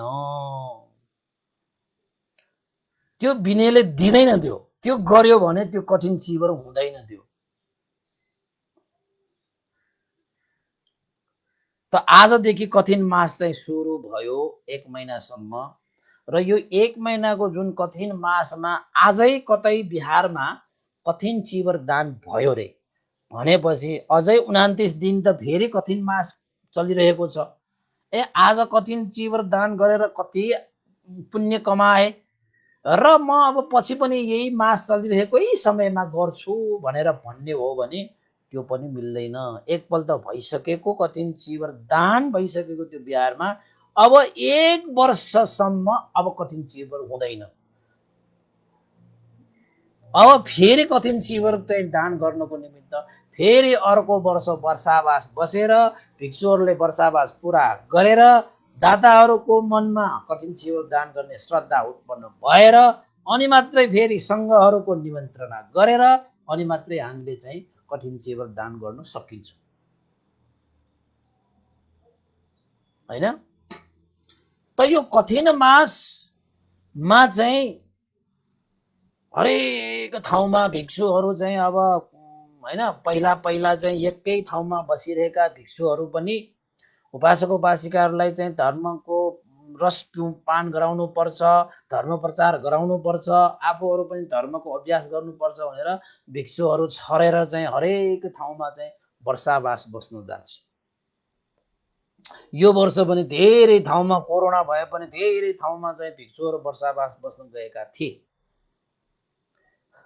त हिजोको समयबाट ती भिक्षुहरू सबैले, सङ्घहरू सबैले चाहिँ वर्षावास चाहिँ सम्पन्न गरिसकेका छन्। अब आयो वर्षावास सकिसकेको यो कति पुनिबाट अब जति अब आउँछ 1 महिनाको पूर्णिमासम्म, त्यो पूर्णिमासम्मको समयलाई चाहिँ अब कठिन मास भनिन्छ। त्यो समयमा दाताहरूले श्रद्धा राखेर कठिन चिवर चाहिँ दान गर्न मिल्छ हैन। त्यसरी वर्षको 1 महिना कठिन मास हुन्छ। त्यो 1 महिनामा एक पल्ट मात्रै त्यो बिहारमा त्यो स्थानमा कठिन चिवर दान हुन्छ। वर्षको 1 महिना कठिन मासमा त्यो 1 महिनाको भित्र 1 दिन मात्रै कठिन चिवर दान गर्न सकिन्छ। 2 दिन गर्न सकिँदैन, 3 दिन गर्न सकिँदैन। र यो कठिन मास भनेको चाहिँ आज यो बिहारमा कठिन चिवर दान भयो भने भोलि अर्को बिहारमा दान गर्न मिल्छ।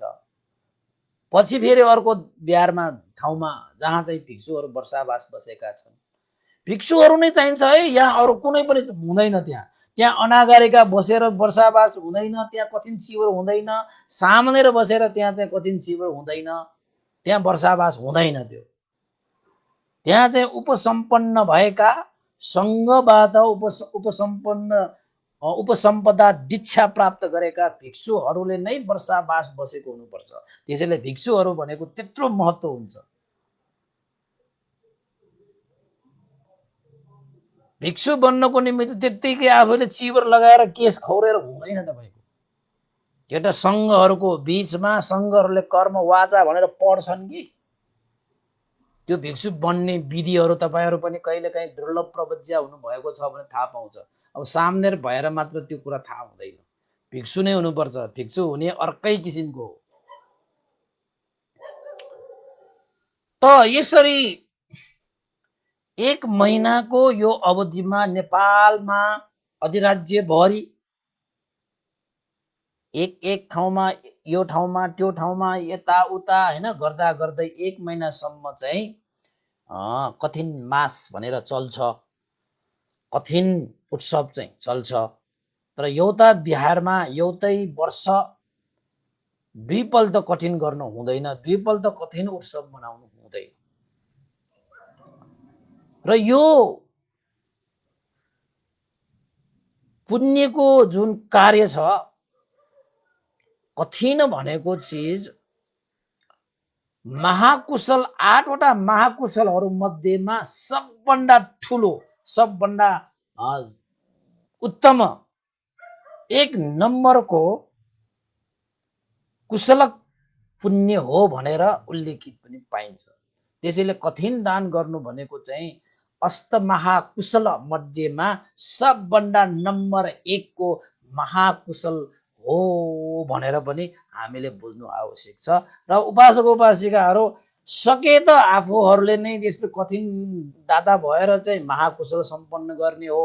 यदि त्यस्तो चाहिँ मनमा श्रद्धा आइसकेको छैन भने कसैले पनि त्यो कठिन उत्सव गरेको स्थानमा गएर सहभागी भएर कठिन दान गर्दाखेरि आफूले अनुमोदन चाहिँ गरिदिनुपर्छ। वर्षको 1 पल्ट 1 ठाउँमा बिहारमा गएर भए पनि यस्तो चाहिँ महाकुशल कार्यलाई सम्पादन गर्ने र अनुमोदन गर्ने कार्य हामीले गरिराख्यौँ भने चाहिँ हामीलाई महाकुशल सम्पादन गरेको गराएको कारणले गर्दाखेरि हामीलाई पनि महाआनिशंस फल प्राप्त हुन्छ, त्यो पुण्यको फल प्राप्त हुन्छ। त्यसैले उपासक उपासिकाहरू यो कठिन मासमा कुनै न कुनै कठिनमा सहभागी भएर मेरो यो अनुरोध है तपाईँहरूलाई, किन त भन्दाखेरि यो महाकुशल मध्येको 1 नम्बरको कुशल महाकुशल सम्पादन गर्ने अवसर हामीलाई आउँदाखेरि पनि यो कठिन मास 1 महिना भरिमा एक ठाउँमा पनि हामीले चाहिँ सहभागी भएर पुण्य सञ्चित गर्न पाएन भने त हामीलाई त हानि भयो त धेरै। यदि सक्नुहुन्छ भने त 30 वटा अझ चाहिँ बिहारहरू धेरै भएको कारणले दिनको 2 ठाउँमा कठिन हुन्छ। ललितपुरमा भयो भने काठमाडौँमा पनि भइरहेको हुन्छ, भक्तपुरमा कहिले 3 ठाउँमा कहिले 4 ठाउँमा भइरहेको हुन्छ। सकिन्छ भने जति पनि कठिनहरू छन् ती सबै कठिनमा सहभागी हुनु त अझै पुण्य आर्जित गर्नु हो। यदि सक्नुहुन्न भने दिनको 1 ठाउँमा भए पनि तपाईँले चाहिँ कठिनमा सहभागी भएर पुण्य सञ्चित गर्नुभयो भने तपाईँले महाकुशल गर्नुभएको भयो। यो दिनको भएन, सक्नु भएन भने एक दिन बिराएर भए पनि हामीले कठिनमा सहभागी भएर पुण्य सञ्चित गर्ने। सक्नु भएन भने तपाईँको हप्ताको एकपल्ट भए पनि सहभागी हुने, त्यो पनि सक्नु भएन भने यो वर्षको ती 4 हप्ताभित्रमा एक न एक हप्ताको एक दिन भए पनि कठिन उत्सवमा सहभागी भएर महाकुशल चाहिँ हामीले सम्पादन गर्न पायौँ भने पनि हामीलाई चाहिँ महान आनिशंस प्राप्त हुन्छ। र त्यो महान आनिशंस कसले दिन्छ त भन्दाखेरि सङ्घले हामीलाई त्यो आनिशंस प्रदान गर्ने हो, कसैले दिन सक्दैन। त्यसैले यो त्रिलोकमा देवी देवता यो 33 कोटि के छ हैन, यो देवलोक, ब्रह्मलोक, मनुष्यलोक, यो नागलोक, पाताल लोक, जति पनि लोकहरू छन्, 31वटा लोकहरू, 31वटा भुवनहरू, त्यो लोकहरू मध्येमा पुण्य चाहने व्यक्तिहरूलाई सही मानेमा पुण्य दिन सक्ने यो संसारमा 1 नम्बरको व्यक्तिहरू को हो त भन्दाखेरि त्यो भनेको त सङ्घ हो, भिक्षु हो। त्यसैले चाहिँ पुण्यं खेतं अनुत्तरं, पुण्य रूपी बीजारोपण गर्न योग्य खेत समान हुनुभएका सङ्घ भनेर हामीले गुण स्मरण गर्छौँ। त्यो पुण्य देवताहरूले तपाईँलाई दिन सक्दैन, त्यो पुण्य रूपी सम्पत्ति ब्रह्माहरूले तपाईँलाई दिन सक्दैन। जति सुकै तपाईँले पूजा आजा होम सोम नाना थरीका कार्यहरू गरे तापनि यो सङ्घ प्रति गरिएको त्यो कठिन महाकुशल पूजा त्यो अतुलनीय छ के। त्यो कसैले त्यत्रो पुण्य कसैले त्रिलोकमा कसैले दिन नसकिने त्यो पुण्य भनेको चाहिँ सङ्घले हामीलाई दिइरहेको छ नि। अनि यस्तो चाहिँ महाकुशल को यो मास जुन छ यसलाई के भनिन्छ? कठिन मास भनेर भनिन्छ। कठिन उत्सव सम्पादन गर्न पाउने काल, समय, महिना, मासलाई कठिन मास। कति दिन हुन्छ? 30 दिन हुन्छ भन्नु पर्यो, 1 महिना भएको कारणले गर्दाखेरि। त्यो पवार्ना पछि भोलिपल्टको आजदेखि पारो, आज पारो हो नि हैन, त्यो पारोदेखिको 1 महिनाको जुन चाहिँ समय हुन्छ, अब कार्तिक पूर्णिमा सम्मको समय हुन्छ र अहिले कहिले काहीँ चाहिँ 1 दिन अगाडि 1 दिन पछाडि त्यस्तो पर्छ के। र अहिलेको हिसाबबाट अहिले तपाईँको नेपालमा हैन भिक्षु महासङ्घले जारी गरे अनुसार यो चाहिँ यो वर्ष चाहिँ मनमास चलेको कारणले 1 महिना अलिकति ढिला भएको होइन। यो साल चाहिँ कस्तो छ त भन्दाखेरि कार्तिक 16 गते आजदेखि मङ्सिर 14 गतेसम्म कठिन मास चलेको छ। कठिन उत्सव गर्ने अवसर प्राप्त भएको छ, महाकुशल गर्ने अवसर प्राप्त भएको छ। यो वर्षको चाहिँ कठिन मास कहिलेदेखि कहिलेसम्म? कार्तिक 16 गतेदेखि मङ्सिरको 14 गतेसम्मको जुन समय छ, जुन काल छ, जुन अवधि छ, त्यो अवधिमा हामीले कठिन उत्सव सम्पन्न गरेर महाकुशल गर्न पाउने त्यो काल समयलाई नै कठिन मास भनेर भनिन्छ। उपासक उपासिका बुझ्नुभयो है। र यो कठिन मासमा एउटा बिहारमा एकपल्ट मात्र गर्न पाइन्छ है, फेरि 2 पल्ट 3 पल्ट गर्न पाएन। ओहो फलानाले गरेको त कति राम्रोसँग गर्यो कठिन मास, धेरै पुण्य कमायो बा, सबैलाई पुण्य आर्जित गर्नको निमित्त उसले अवसर दियो भनेर दादाहरूलाई कति साधुकार दिन्छ नि हामीले। अब बुझ्नेहरूले दिइहाल्छ। त दादाहरूले त्यसरी साधुकार दिएको त्यो देखेर सुनेर हैन महसुस गरेर कसैले खुसी भएर फेरि यही बिहारमा मैले अब अर्को कठिन गर्नु पर्यो, किन त भन्दाखेरि 30 दिन त छ, आज 1 दिन पो उसले गर्यो त अझै 29 दिन बाँकी छ। त्यो दिनमा म कुनै न कुनै दिनमा फेरि यही बिहारमा म चाहिँ कठिन चिवर दान गर्छु भनेर श्रद्धा व्यक्त गरे पनि, त्यो श्रद्धा व्यक्त भए पनि त्यो कठिन चिवर दान सम्पन्न गर्न मिल्दैन। एकचोटि कठिन चिवर सम्पन्न भइसकेपछि अब त्यो स्थान, त्यो बिहारमा यो वर्षको लागि कठिन चिवर दान गर्ने अवसर सक्यो। अब फेरि गर्नको निमित्त अर्को वर्ष कुर्नु पर्छ। थाहा पाउनु भएको छ कि छैन? यदि कसैले त्यस्तो चाहिँ एउटै बिहारमा चाहिँ त्यो 2 चोटि 3 चोटि गर्यो भने त्यो त धर्म विरुद्ध हुन्छ। त्यो धर्म विरुद्ध भनेको चाहिँ विनय बिगारेको हुन्छ। विनय बिगार्यो भने त प्राणै हरण भएको जस्तो। किन त भन्दाखेरि विनय नियम नीति भनेको त बुद्ध शासनको एउटा प्राण हो, आयु हो कि आयु घटेको जस्तो, आयु नभएको जस्तो हुन्छ होइन। त्यसैले चाहिँ बरु एउटा बिहारमा आज भोलि अर्को बिहारमा गर्दा गर्दा गर्दा गर्दा आज चाहिँ अब नेपाल अधिराज्यभरि जुनसुकै स्थानमा होस् भिक्षुहरूले वर्षावास सम्पन्न गरेको ठाउँमा दाताहरूले श्रद्धा राखेर चाहिँ कठिन उत्सव चाहिँ गर्न सकिन्छ। 1 महिनाको समयमा जुनसुकै समयमा पनि तपाईँले त्यो समय छान्नु भएर आफूलाई उपयुक्त भए अनुसार अनुकूल भए अनुसारको त्यो समयमा चाहिँ सम्पादन गर्न सकिन्छ। कठिन मास चाहिँ 1 महिनाको, तर कठिन दान चाहिँ 1 दिनको मात्र हुन्छ। फेरि एउटा स्थानमा 1 दिनको, तर समग्र रूपमा चाहिँ कठिन दानलाई समेट्ने हो भने 1 महिनामा समय अनुकूल जताततै पनि गर्न मिल्छ। र आजदेखि त्यो कठिन शिविर दान गर्ने त्यो मास चलिसकेको छ र बुद्ध शासनमा त्यसरी चाहिँ वर्षावास बसेका भिक्षुहरूलाई दाताहरूले श्रद्धा राखेर कठिन शिविर दान सङ्घलाई दान गर्ने जुन परम्परा नेपालमा पनि अब चल्दै आइरहेको छ मजाले। यो चाहिँ थेरवाद बुद्ध शासनमा हुन्छ है। फेरि यो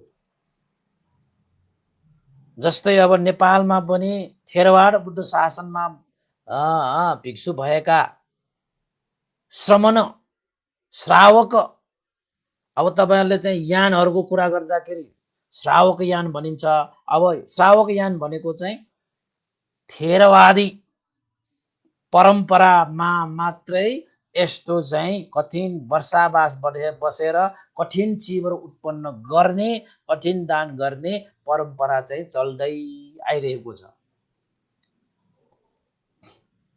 अब जस्तै महायान वज्रयानमा वर्षावास त्यस्तो चाहिँ उनीहरूको भए तापनि यस्तो कठिनै भनेर जसरी चाहिँ भगवान बुद्धको समयकालमा जसरी नियम नीतिहरू छन् अहिलेसम्म पनि थेरवादीहरूले त्यही नियम नीतिहरूलाई पालना गर्दै त्यस्तै वस्त्रहरू धारणा गर्दै भगवान बुद्धको त्यो नीति नियममा आफ्नो जीविका यापन गर्दै जसरी 2600 वर्ष अगाडि भगवान बुद्ध प्रमुख भिक्षुहरूले आफ्नो जीविका यापन गरे नीति नियममा बसेर, त्यसरी नै अहिलेका यी थेरवाद भिक्षुहरूले त्यसरी नै भगवान बुद्धको त्यो धर्मलाई गौरव राखेर भाषा वेशभूषा नीति नियम सबै यथावत राखेर चाहिँ यो शासन चलाएको हुनाले यो चाहिँ स्थिर शासन, यो भगवान बुद्धको जस्तो शासन छ अहिले पनि त्यस्तै शासन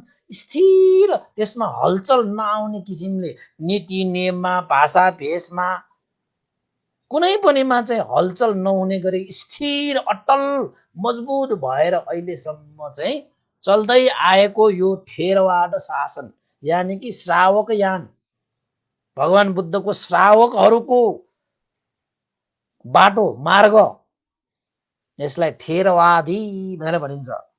त्यसैले हामी चाहिँ अब थेरवादी हैन, यस्तो वस्त्र चिवर लगाएर अनि यस्ता थेरवादी भिक्षुहरू नै तपाईको चाहिँ वर्षावास बस्नुपर्छ। वर्षावास बसेर उसले वर्षावास पुरा गरेर कठिन चिवर दान गर्छ र भगवान बुद्धको पालामा जस्तै गरी त्यो कठिन चिवरलाई अस्तरण गरेर दाताहरूलाई चाहिँ महान पुण्य प्रदान गर्दछ भिक्षुहरूले। त्यो क्षमता थेरवाद भिक्षुहरूकोमा हुन्छ। त्यो नियम नीति अनुसार चाहिँ थेरवाद भिक्षुहरूले चाहिँ गर्ने कार्य हो। त्यो जुन कार्य अहिले जुन गरिरहेको छ थेरवाद भिक्षुहरूले भगवान बुद्धको पालामा पनि त्यस्तै गर्थ्यो। पाली भाषा नै बोल्थ्यो। अहिले पनि थेरवाद भिक्षुहरूले कार्यविधि सम्पादन गर्दाखेरि पाली भाषा नै बोल्छ। भगवान बुद्धले जुन भाषा बोलेर जुन सत्य वचनहरू मुखबाट प्रस्फुटन गर्नुभयो त्यही शब्दहरू भिक्षुहरूले पनि त्यही भगवान बुद्धको भाषा भगवान बुद्धले प्रस्फुटन गर्नुभएको हो। त्यो वचनहरू नै थेरवाद भिक्षुहरूको मुखबाट पनि त्यही निस्किन्छ। भगवान बुद्धले यस्तो शिविर लगाउनुहुन्छ होइन, थेरवाडा भिक्षुहरूले पनि यस्तै भगवान बुद्धले लाउनु भएकै शिविर लाउँछ।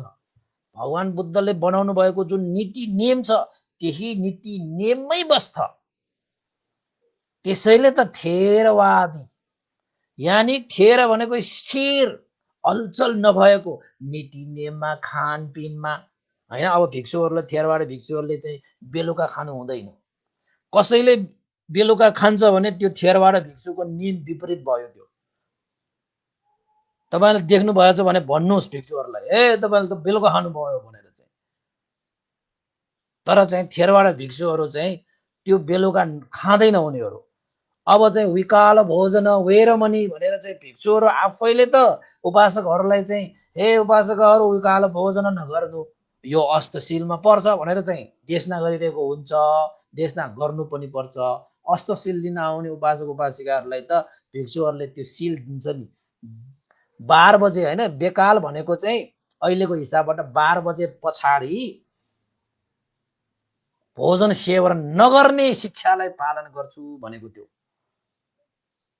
त्यसैले चाहिँ अरूलाई नखानु भनेर शील दिने मान्छेले त खानु हुँदै हुँदैन, खानै नै भएन नि। त्यो त भगवान बुद्धको नियम अनुसार पनि त्यो विपरीत हुन गयो होइन। त्यसैले भगवान बुद्धको नीति नियममा खानपिनमा पनि स्थिर भएर बसेको। अब तपाईँको चाहिँ यो चाहिँ वस्त्र जुन चाहिँ होइन वेशभूषाहरू भगवान बुद्धको पालामा पनि यस्तो शिविर लाउँछ। तपाईँले यो शिविर देख्नु भएको छ। यो शिविरमा पनि तपाईँको चाहिँ काटकुट गरेर एउटै कपडा भए पनि तपाईँले काटकुट गरेर यो चाहिँ जसरी तपाईँको चाहिँ खेतमा गयो भने तपाईँको आली आली कसरी मजाले किसानहरूले बनाएको हुन्छ होइन। आली आली खेत चाहिँ होइन, एउटै हुँदैन नि खेत त, आली आली बनाएको हुन्छ। यो शिविरमा पनि त्यसरी नै आली आली बनाएको हुन्छ कि त्यो काटेर। किन त भन्दाखेरि जसरी एउटा किसानको लागि उर्वरा भूमिमा उसले जे रोप्यो त्यो फलाएर उसले चाहिँ सन्तुष्ट हुन सक्छ, त्यसरी नै पुण्य चाहने दानशील भावना है, दान गर्ने शील पालन गर्ने ध्यान भावना गर्ने व्यक्तिहरूले यो भिक्षु सङ्घको यो शिविरधारी यो अरहन्तहरूको ध्वजामा हामीले दान गर्ने शील पालन गर्ने ध्यान भावना गर्ने हो भने एउटा चाहिँ परिश्रमी किसानले उर्वरा भूमिमा बिउ रोपेर त्यो बिउबाट महान फल प्राप्त गरेर मन सन्तोष पार्छ। त्यसरी नै पुण्य चाहने मान्छेहरूले पनि यो शिविरधारी सङ्घप्रति भिक्षुप्रति दान गर्ने, भिक्षुहरूसँग शील लिने, भिक्षुहरूसँग ध्यान भावना सिक्ने गर्यो भने चाहिँ त्यो दानी दाता, त्यो आचरण गर्ने शीलाचरण गर्ने, त्यो ध्यान अभ्यास गर्ने ध्यानी व्यक्ति योगी व्यक्तिले चाहिँ त्यहाँबाट प्राप्त हुने आनिसंस चाहिँ सन्तोषजनक हुन्छ। त्यस्तो सन्तोषजनक चाहिँ अरू ठाउँमा हुँदैन। किन त भन्दाखेरि जस्तै किसानले उर्वरा भूमिमा रोप्नु र उर्वरा भूमि नभएको ठाउँमा रोप्नु भयो भने चाहिँ किसानले त्यत्तिकै मेहनत गरे पनि उर्वरा भूमिमा मेहनत गर्दाखेरि र तपाईँको बीच बाटोमा त्यो घाँसपात भएको यो ढुङ्गासुङ्गा भएको ठाउँमा चाहिँ तपाईँले चाहिँ मेहनत गर्नुमा कुन चाहिँ भूमिमा मेहनत गरेको उसलाई सन्तोष हुन्छ।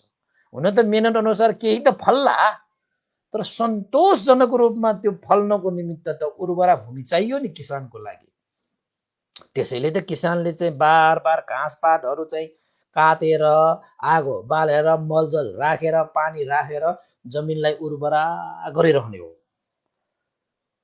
अनि त्यो भूमि उर्वरा हुन्छ त किसानले बिजारोपण गर्दाखेरि त्यहाँ चाहिँ सन्तोषजनक चाहिँ फल फल्छ।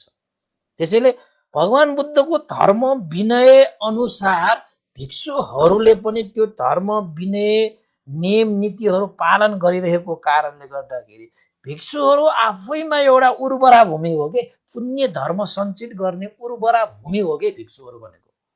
किन त भन्दाखेरि भगवान बुद्ध स्वयंले बनाउनु भएको नीति नियममा जीविका यापन गर्दछ। खानपिन, लवाई खवाई बोलाइ सबै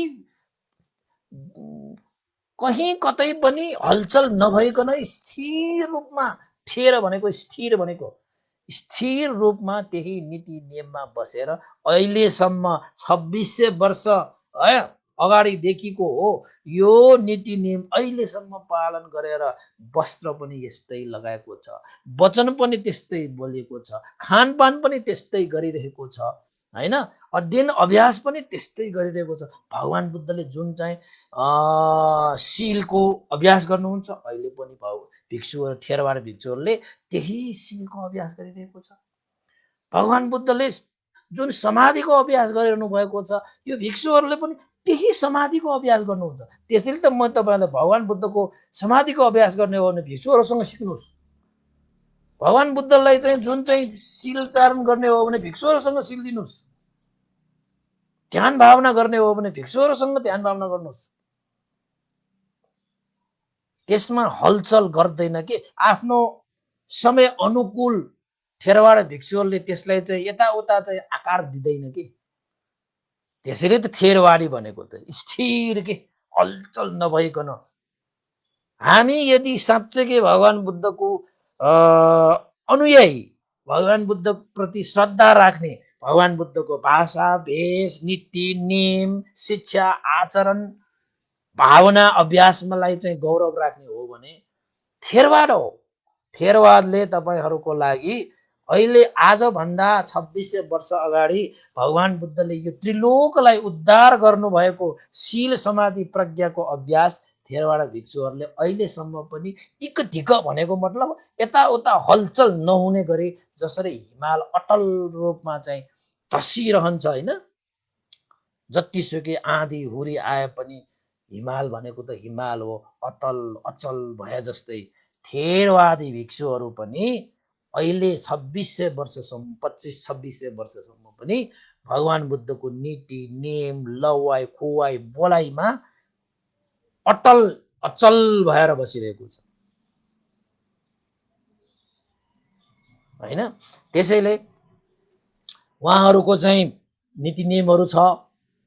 वस्त्रहरू लगाउनु पर्ने यस्तै चिउरै लगाउनु पर्छ, धर्म विनयहरू छ। अब खानपिन गर्नेमा चाहिँ तपाईँको चाहिँ भिक्षा ग्रहण गरेर खान्छ। कसैले बिहारमा दान गर्छ भने बिहारमै दान गरिरहेको पनि खान्छ, कसैले निमन्त्रणा गर्यो भने घरमै गरेर पहिला भगवान बुद्धको पालामा जस्तै। वस्त्र चिवर पनि यसरी लाउँछ हैन। बेलुका नखाने एक हैन तपाईँको चाहिँ 12 बजेपछि नखाइकन शिलाचरण अभ्यास गर्ने।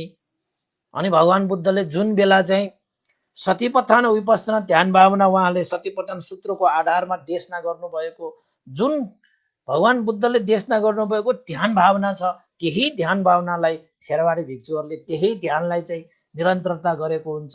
जुन ध्यान भावनामा कयौं भिक्षुहरू त्यति बेलाका भिक्षुहरू चाहिँ अरहन्त भएर गए त्यही ध्यान साधनालाई चाहिँ थेरवाडी भिक्षुहरूले चाहिँ साधना गरिरहेको हुन्छ। त्यसैले यसरी चाहिँ शील समाधि प्रज्ञाले अभ्यासरत भएका थेरवाडी भिक्षुहरूले थेरवाडी शासनमा यो कठिन मासको यो 1 महिनाको समयमा कठिन मास भन्ने हुन्छ त्यही 1 महिनाको समयमा कठिन चिवर दान गरिन्छ। ल अब म तपाईहरुलाई चाहिँ यति कुरा भनिसकेपछि धेरै कुरा जान्नु भयो होला। अब कठिन कहाँबाट आयो, कसरी आयो, किन आयो, कहिलेदेखि आयो, कस्तो कथा आयो भन्ने कुरा त म तपाईलाई सुनाउँदै गरौँला। यो कठिन मासमा कठिनको बारेमा चाहिँ भोलि पनि भनौँला, पर्सि पनि भनौँला, जति दिनसम्म भ्याइन्छ त्यति दिन तपाईहरुलाई चाहिँ कठिन कठिन कठिन कठिन कुराको मात्रै तपाईहरुलाई सुनाइदिउँला हैन। तर आजको जुन चाहिँ यो कठिन मास आजबाट प्रारम्भ भयो, यो कठिन मास भन्छ यो थेरवाड बुद्ध शासनमा हैन। थेरवाड बुद्ध शासन भनेको अहिलेको हिसाबबाट चाहिँ अब कतिले त यो नेवारहरूको भन्ने जस्तो पनि ठान्दो होला हैन। थेरवाड बुद्ध शासनमा अहिले चाहिँ यो नेवारीहरूले चाहिँ एक किसिमले अभ्यास गर्ने वर्चस्व भएको कारणले मात्रै यो नेवारहरू मात्रै भिक्षुहरू हुने भन्ठान्ने हो, तर वास्तवमा त्यस्तो होइन। तपाईँलाई थाहा छैन, भगवान बुद्धको समयमा जुन भिक्षुहरू भए, पहिलो भिक्षुहरू नै ब्राह्मणहरू भने। कपिलवस्तुका ब्राह्मणहरू नेपालकै हो, भिक्षुहरू पनि, पहिलो भिक्षुहरू पनि। अझ सामनेर पनि भगवान बुद्धले राहुल कुमारलाई बनाउनु भयो। सामनेरहरू पनि पहिला नेपालकै हो। र महिलाहरू पनि त्यति बेला भिक्षुनी बनेका थिए। गौतमी, प्रजापति गौतमी पनि भिक्षुनी पनि त्यति बेलाको नेपालकै हो। त अहिले थेरवाड बुद्ध शासनमा भिक्षुनीहरू त लोप भएर गए। अहिले त अनागारिका मात्र छन्। भिक्षुनी भनेको चाहिँ थेरवाड बुद्ध शासनमा त्यो लोप भएर गयो, त्यो अहिले छैन। त्यसैले अनागारिका भनेर तपाईँले गुलाबी कलर लगाएको त्यो अनागारिकाहरू छन् नि होइन। अब त्यो बर्माबाट त्यो भएर आएको चिजहरू भयो, तिनीहरू चाहिँ अनागारिका हुन्। उनीहरू त्यागी हुन्। अनागारिक भनेको चाहिँ अनगारिक, गारेको भनेको गृह, त्यो गृहलाई गृह घर नभएको, घरलाई छोडेको भन्ने हिसाबले अनागारिका। अब बर्मामा त सिलवती भन्छ, सिल मात्रै पालन गरेर बस्ने, तर गृहस्थीमा नबस्ने, गृह त्याग गरेर सिल पालन गरेर बस्ने, उनीहरूलाई चाहिँ अनागारिका भन्छन्। र थेरवाड बुद्ध शासनमा भिक्षुनी शासन चाहिँ लोप भएर गइसके। एक दिन त यो भिक्षु शासन पनि लोप भएर जान्छ।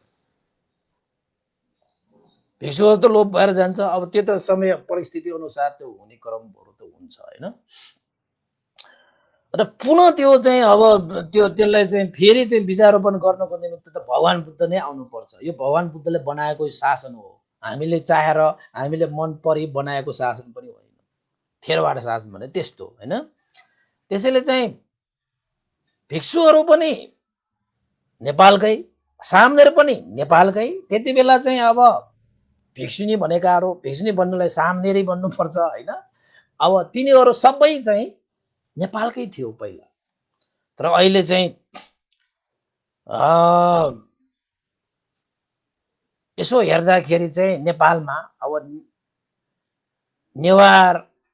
नेवारीहरू अलिकति चाहिँ यो थेरवाड बुद्ध शासनमा चाहिँ धेरै छ होइन। भएको कारणले कतिले त के भन्छ त भन्दाखेरि यो थेरवाडा भनेको चाहिँ यो नेवारहरूको धर्म होला, भिक्षुहरू बन्ने पनि नेवारहरू नै, यो महायान भनेको चाहिँ लामाहरू होला भनेर भन्छन्। तर वास्तवमा बुद्ध शासनमा त्यस्तो चाहिँ कुनै जाति विशेष, कुनै क्षेत्रीय विशेष छैन। जो कोही पनि बुद्ध धर्ममा चाहिँ प्रवेश गरेर चाहिँ तपाईँले प्रवचित भएर धर्मको अभ्यास गर्ने त हो नि। यसको लागि त जात भात वेशभूषा यो प्रदेश र देशको कुनै त्यसको चाहिँ स्थान छैन। सबको लागि समान छ।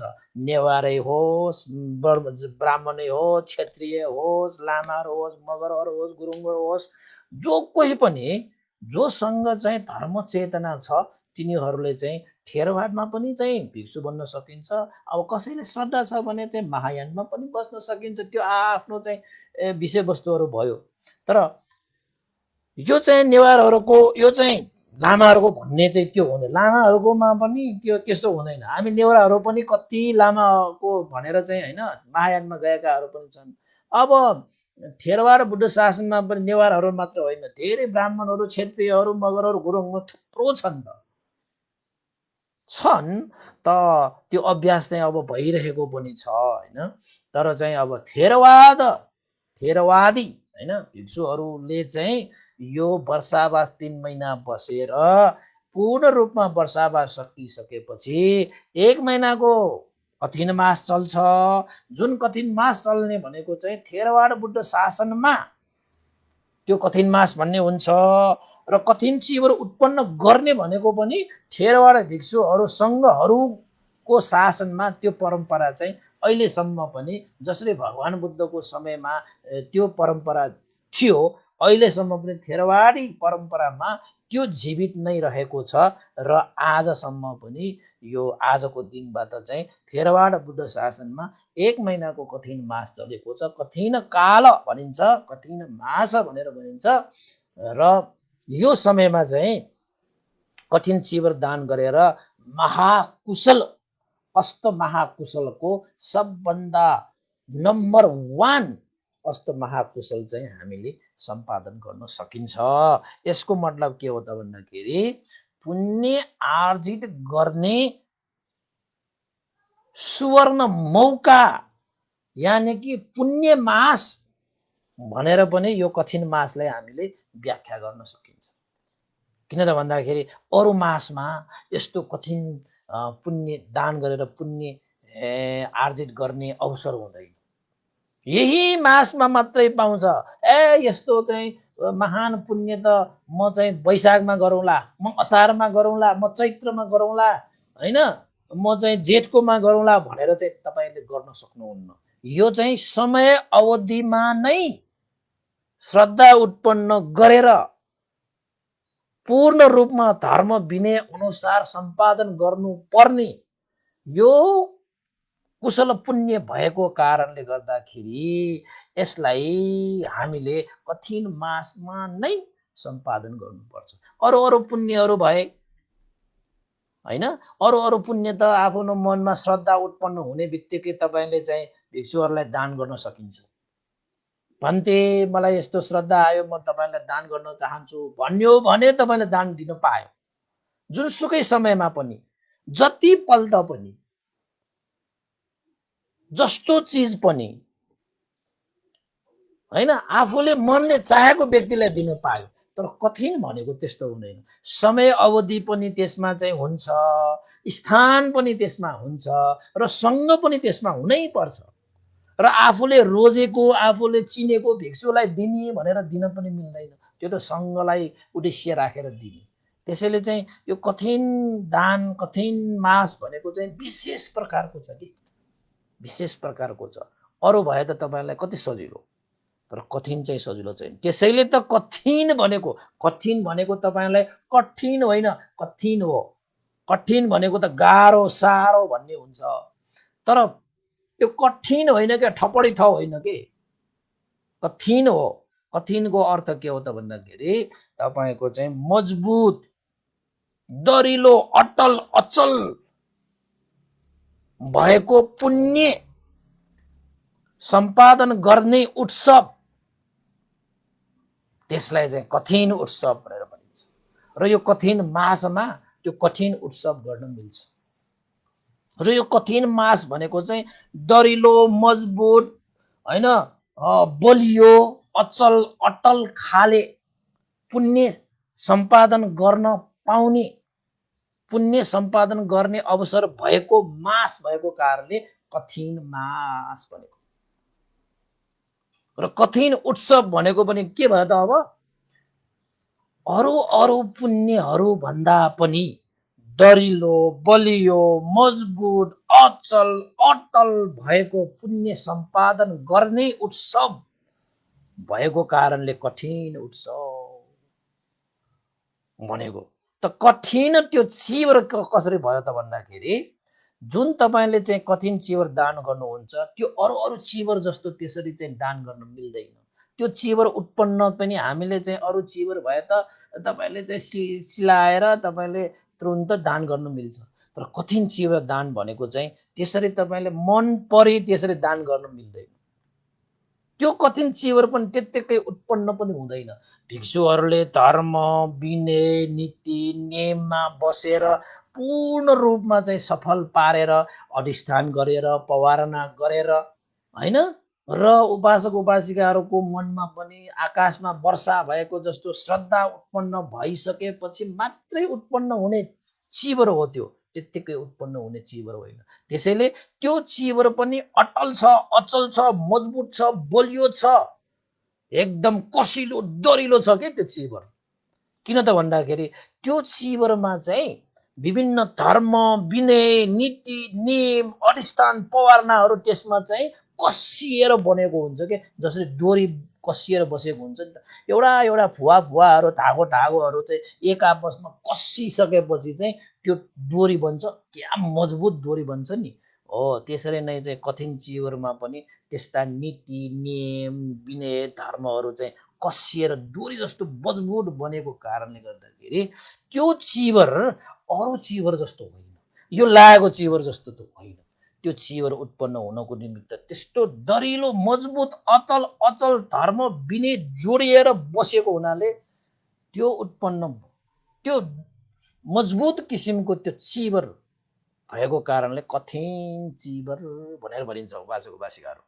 यति कुरा तपाईँले बुझिराख्नुहोस् है, घरमा गएर बुझ्नुहोस्। अहिले त यो वर्ष त कति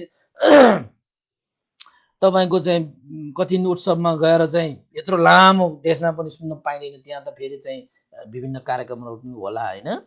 अब पहिला पहिलाको सालहरूमा त भन्दै खुदै चाहिँ नेपाली भाषाबाट देशना गर्नुपर्ने ठाउँमा त कति ठाउँमा गएँ है, सारा यो के भन्छ तपाईँको चाहिँ धरानदेखि बुटवलदेखि पाल्पादेखि पहिलाको सालहरूमा त गएको थिएँ नि त, त्यहाँ भक्तपुरदेखि।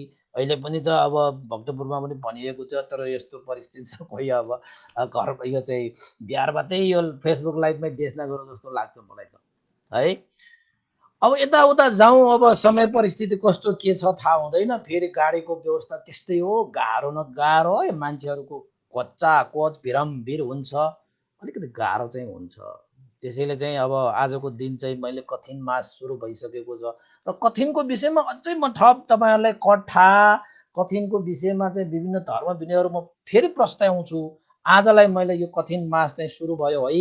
यो कठिन मास भनेको त यो थेरवाड शासनमा चाहिँ थेरवाडी भिक्षुहरूले चाहिँ वर्षावास है। एउटा कुरा राख्नुहोस्, अब चाहिँ बुद्ध धर्ममा चाहिँ महायान श्रावकयान वज्रयान भन्ने हुन्छ होइन, तर चाहिँ यो थेरवाड यानि कि थेरवाड भने पनि यो श्रावकयान भन्नु त्यही हो होइन। तपाईँहरूले चाहिँ कतिले के भन्छ कतिले के भन्छ, तर थेरवादीहरूको बुद्ध शासनमा भिक्षु भन्ने हुन्छ।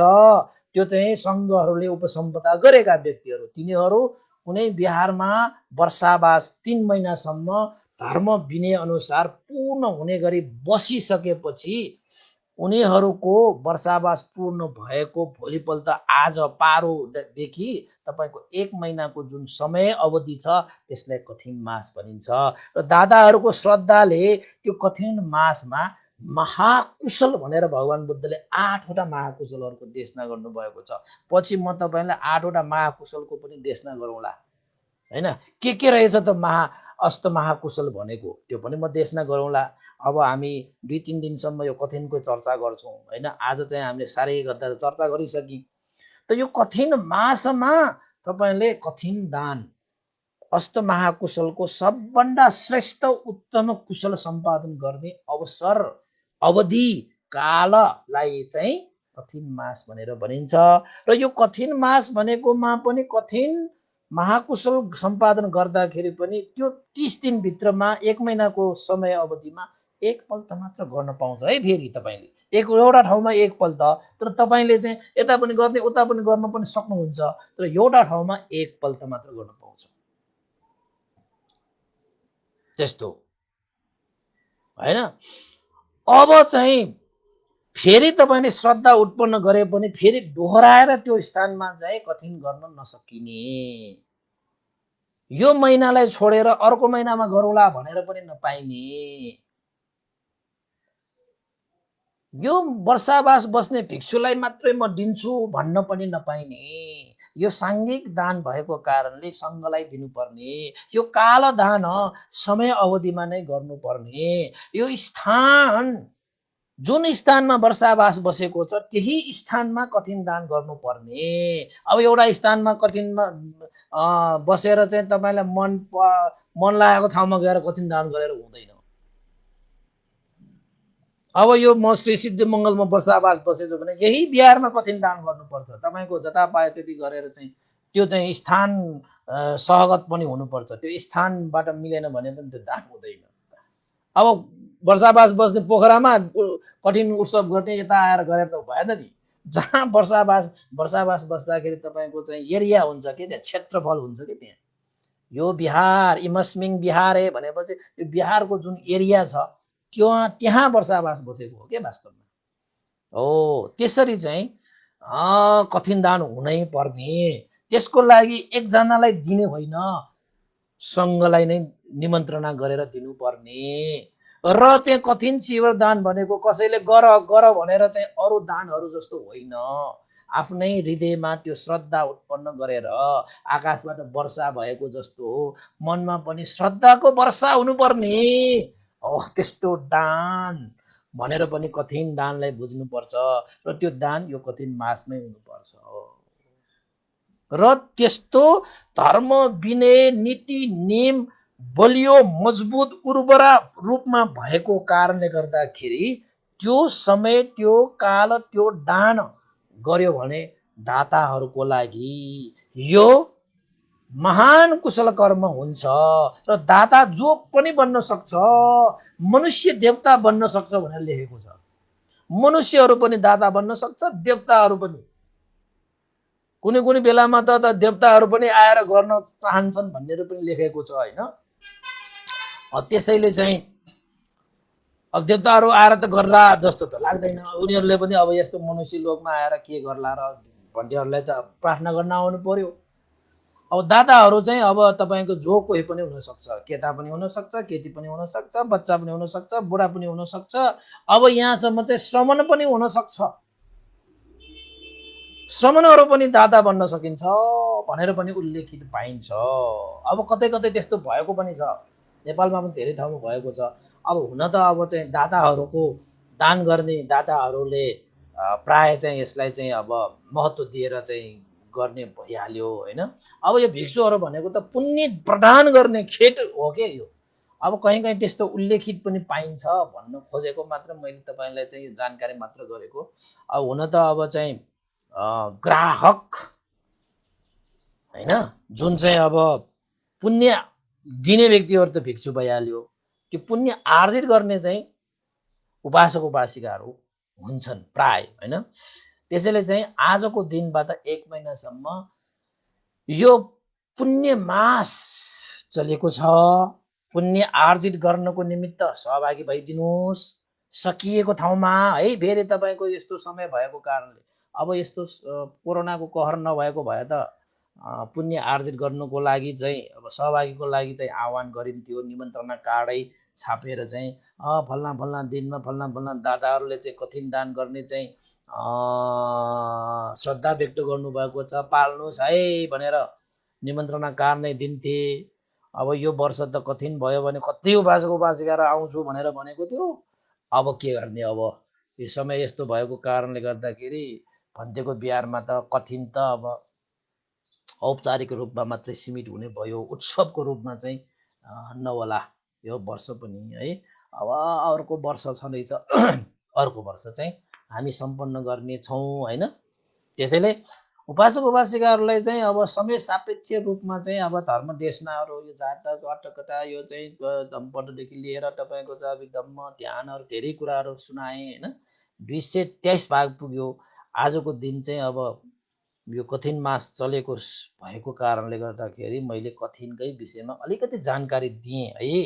यो अलिकति हो, यो तपाईँहरूले चाहिँ हो आज त कठिनको यति सुनेपछि सबै थाहा पायो भनेर फेरि चाहिँ नाक फुलाएर नबस्नुहोस्। धेरै सुन्नु छ कठिनको विषयमा। म तपाईँहरूलाई कथा पनि सुनाउनु पर्छ, कसरी चाहिँ भगवान् बुद्धले यो नीति नियम बनाउनु भएको कथाहरू म भोलि पनि सुनाउला।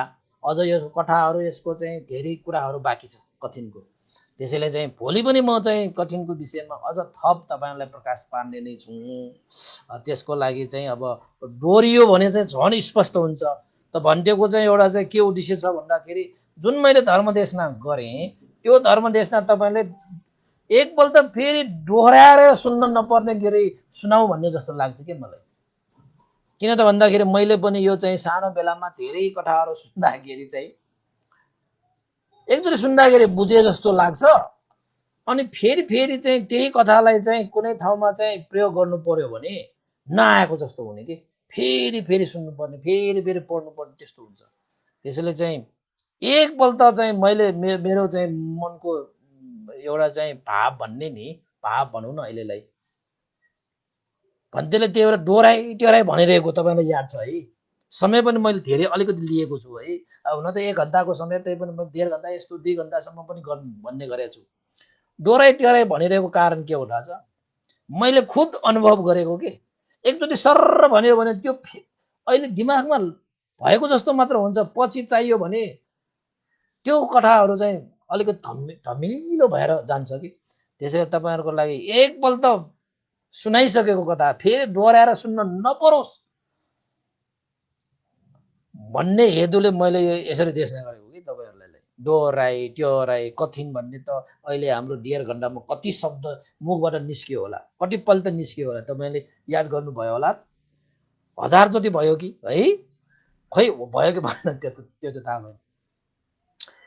त उपासक उपासिकाहरूले पनि सुन्दाखेरि पनि यसरी धर्म देशना सुन्नुहोस् कि यो देशना सुनिसकेको त्यो देशना अब फेरि एकपल्ट दोहोऱ्याएर सुन्न नपरोस् कि। अहिले तपाईँहरूलाई चाहिँ मैले त्यत्रो धर्म देशना सुन्दाखेरि हो म बच्चा बेलामा यस्तै खाले सुनेको त हो तर बिर्स्यो भने जस्तो हुने, छापै बस्ने गरी क्या, पुरै शिला पत्रमा कोडे जस्तो कोर्ने गरी। त्यसरी चाहिँ मलाई धर्म देशना गर्ने मन छ कि फेरि दोहोऱ्याएर चाहिँ समय छैन के हामीसँग। धेरै सिक्नु छ, धेरै जान्नु छ, धेरै बुझ्नु छ। त्यही एउटालाई चाहिँ डोहोऱ्याइ ट्योहोऱ्याइ चौडाइ घोट्याइ मात्रै चाहिँ सुनिरह्यो भने त अझै त हाम्रो जीवन छोटो छ, त्यसमाथि पनि त्यत्रो एउटै कामलाई लामो समयसम्म गर्दाखेरि त धेरै सिक्ने अवसर हुँदैन नि त्यसो हामीसँग। त्यसैले 1.5 घन्टामा तपाईँले जति सुन्नुभयो त्यो चाहिँ मानव शिलापत्ता पत्रमा छापै बसे जस्तो कि त्यसरी चाहिँ हृदयमा छाप हुने गरी तपाईँले सुन्नुपर्छ। म त त्यसो भन्छु। त्यसैले मैले जहिले पनि के भन्छु त उपासक उपासिकाहरू एकपल्ट सुनेको त्यो कथालाई तपाईँले एक न एकजनालाई भन्नुहोस्। तपाईँले सुनेको कुरा तपाईँले कसैलाई भनियो भने त्यो कथा चाहिँ कोरिन्छ क्या हृदयमा, बिर्सिँदैन। र तपाईँले जसलाई कथा भनेको छु नि त्यसलाई पनि त्यही भन्ने, मैले जुन कथा तपाईँलाई भने त्यो कथा तपाईँले पनि कसैलाई भन्नुहोस् है भनेर तपाईँले भन्नुपर्छ।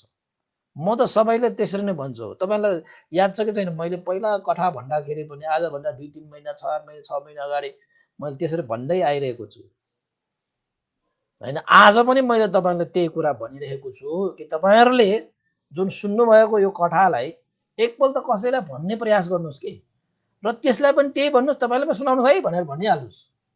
यसरी हो धर्म प्रचार गर्ने। जुन धर्म प्रचार हृदयमा गर्ने हो कि हामीले, हृदय परिवर्तन हुन्छ। अनि जब हृदय नै परिवर्तन हुन्छ सारा जीवन परिवर्तन हुन्छ।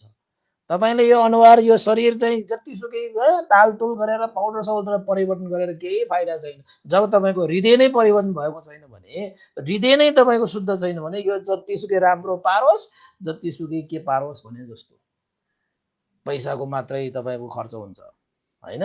त्यसैले चाहिँ हृदय हो, यो मन हो, यो चित्त न हो। जुन चिज हाम्रो बसमा पार्न सक्ने यो शरीरमा केही चिज छ भने त्यो मन हो कि। त्यो मनलाई नै हामीले आफ्नो बसमा पार्न सकिन भने त अब यो शरीरलाई बसमा पार्छु भनेर कहाँ सकिन्छ, यो सकिँदैन सकिँदैन, यो त अनित्य छ, यो त चलिरहन्छ। एउटा मन छ जसलाई हामीले चाहिँ स्मृतिले त्यसलाई चाहिँ कन्ट्रोलमा ल्याउन सक्छ, स्मृतिले त्यसलाई चाहिँ आफ्नो बसमा ल्याउन सक्छ, पार्न सक्छ। आफूले पढे जस्तो त्यो मनलाई चाहिँ बनाउन सकिन्छ, त्यो भनेको मन हो। अब त्यसैलाई हामीले चाहिँ मन पढी छाड्यो भने त अरू कुरा त तपाईँको बसमा छँदै छैन। तिनीहरूलाई बसमा पार्छ भनेर हिँडेर के काम? यो आँखा मेरो बसमा पार्छु भनेर जहिले पनि यस्तै तेजिलो पार्न सक्नुहुन्छ? जतिसुकै धन जतिसुकै बल शक्ति भए पनि यो आँखा त जान्छ।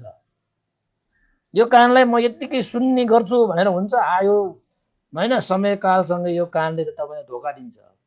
यो यो यो यो सबै यो यो यो शरीर त तपाईँले धोका ढोका ढोका के भन्छ त्यसलाई, धोकेबाज हो यो शरीर त हाम्रो जिन्दगी। अनि यो धोकेबाज शरीरलाई नै तपाईँले चाहिँ विश्वास गरेर हिँड्ने तपाईँ, अनि धोकामा पर्नुभन्दा तपाईँ मजाले लडाउँछ त्यसले। त एउटा मन छ, यो मन पनि धोका दिने मन हो। तर यो मनलाई चाहिँ हामीले स्मृति ध्यान भावना सतीपट्ठान होइन स्मृति प्रस्थान गरेर यो मनलाई चाहिँ हामीले आफ्नो बसमा पनि पार्न सक्छ कि। यद्यपि यो मनको आँखा छैन, नाक छैन, कान छैन, तर सबै देख्छ सुन्छ, उसले जे गर्छ त्यो मनले कता कता पुगेको हुन्छ एकैछिनमा। त्यस्तो मनलाई पनि बरु हामीले चाहिँ आफ्नो स्मृतिको कारणले बसमा पार्न सकिन्छ कि।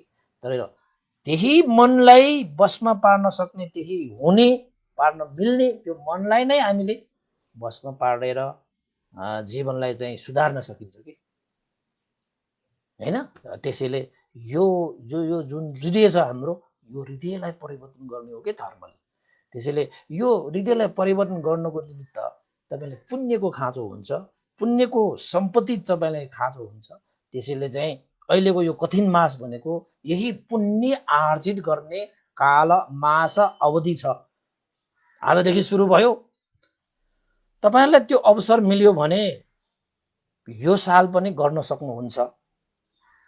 कहीँ कतै होइन, अब धेरै होलमोलमा गएर त काम छैन, यो चाहिँ अलिकति त्यसैले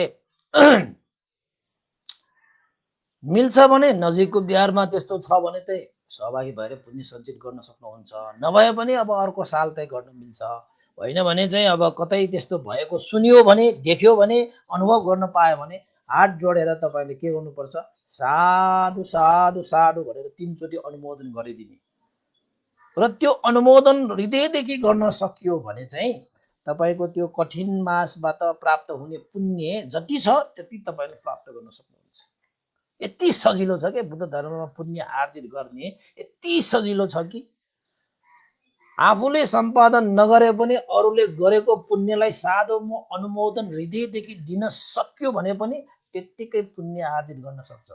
र फेरि जानेन भने बुद्ध धर्ममा फेरि चाहिँ पुण्य गर्न पनि साह्रै गाह्रो हुन्छ। आफूले गरे पनि जुन अङ्ग प्रत्यङ्ग पुरा गरेर गरेन भने, मनमा मैल राखेर पुण्य गर्यो भने फेरि पुण्य लाग्दैन। किन त भन्दाखेरि भगवान बुद्धको यो शासनमा मनै हो मुख्य, यो चित्तै हो मुख्य, यो हृदय नै प्रधान हो। त्यसैले यो हृदयलाई हामीले चाहिँ काबुमा राख्नुपर्छ, हृदयलाई हामीले चाहिँ बसमा राख्नुपर्छ, हृदयलाई हामीले तालिम दिनुपर्छ, हृदयलाई हामीले चाहिँ सही मार्गमा हिँडाउनुपर्छ। त्यो काम चाहिँ हामीले स्मृति प्रस्थान विपස්සना भावनाले गर्न सकिन्छ, अरूबाट गर्न सकिन्छ। त्यसैले उपासक उपासिकाहरूले यो हृदयलाई परिपूर्ण गर्न सक्ने क्षमता भएकै कारणले पुण्य हृदयं पुनातेति पुण्य, यो हृदयलाई परिपूर्ण गर्न सक्ने क्षमता पुण्यमा मात्रै छ। त्यसैले पुण्य आर्जित गरियो भने तपाईँको हृदयको इच्छा चाहना आकांक्षा पुरा भएर जान्छ। निर्वाणसम्म पनि पुरा गर्न सक्छ त्यो पुण्य भयो भने। पुण्य भएन भने निर्वाण पनि पुग्न सक्दैन। त्यसैले यो कठिन मास भनेको चाहिँ पुण्य मास, पुण्यलाई आर्जित गर्ने समय हो भन्दै आजको यो कठिन मास, कठिन दान, कठिन शिविरको विषयमा चाहिँ सानो संक्षिप्त क्लिप्स भोलि पनि म दोहोऱ्याउने छु।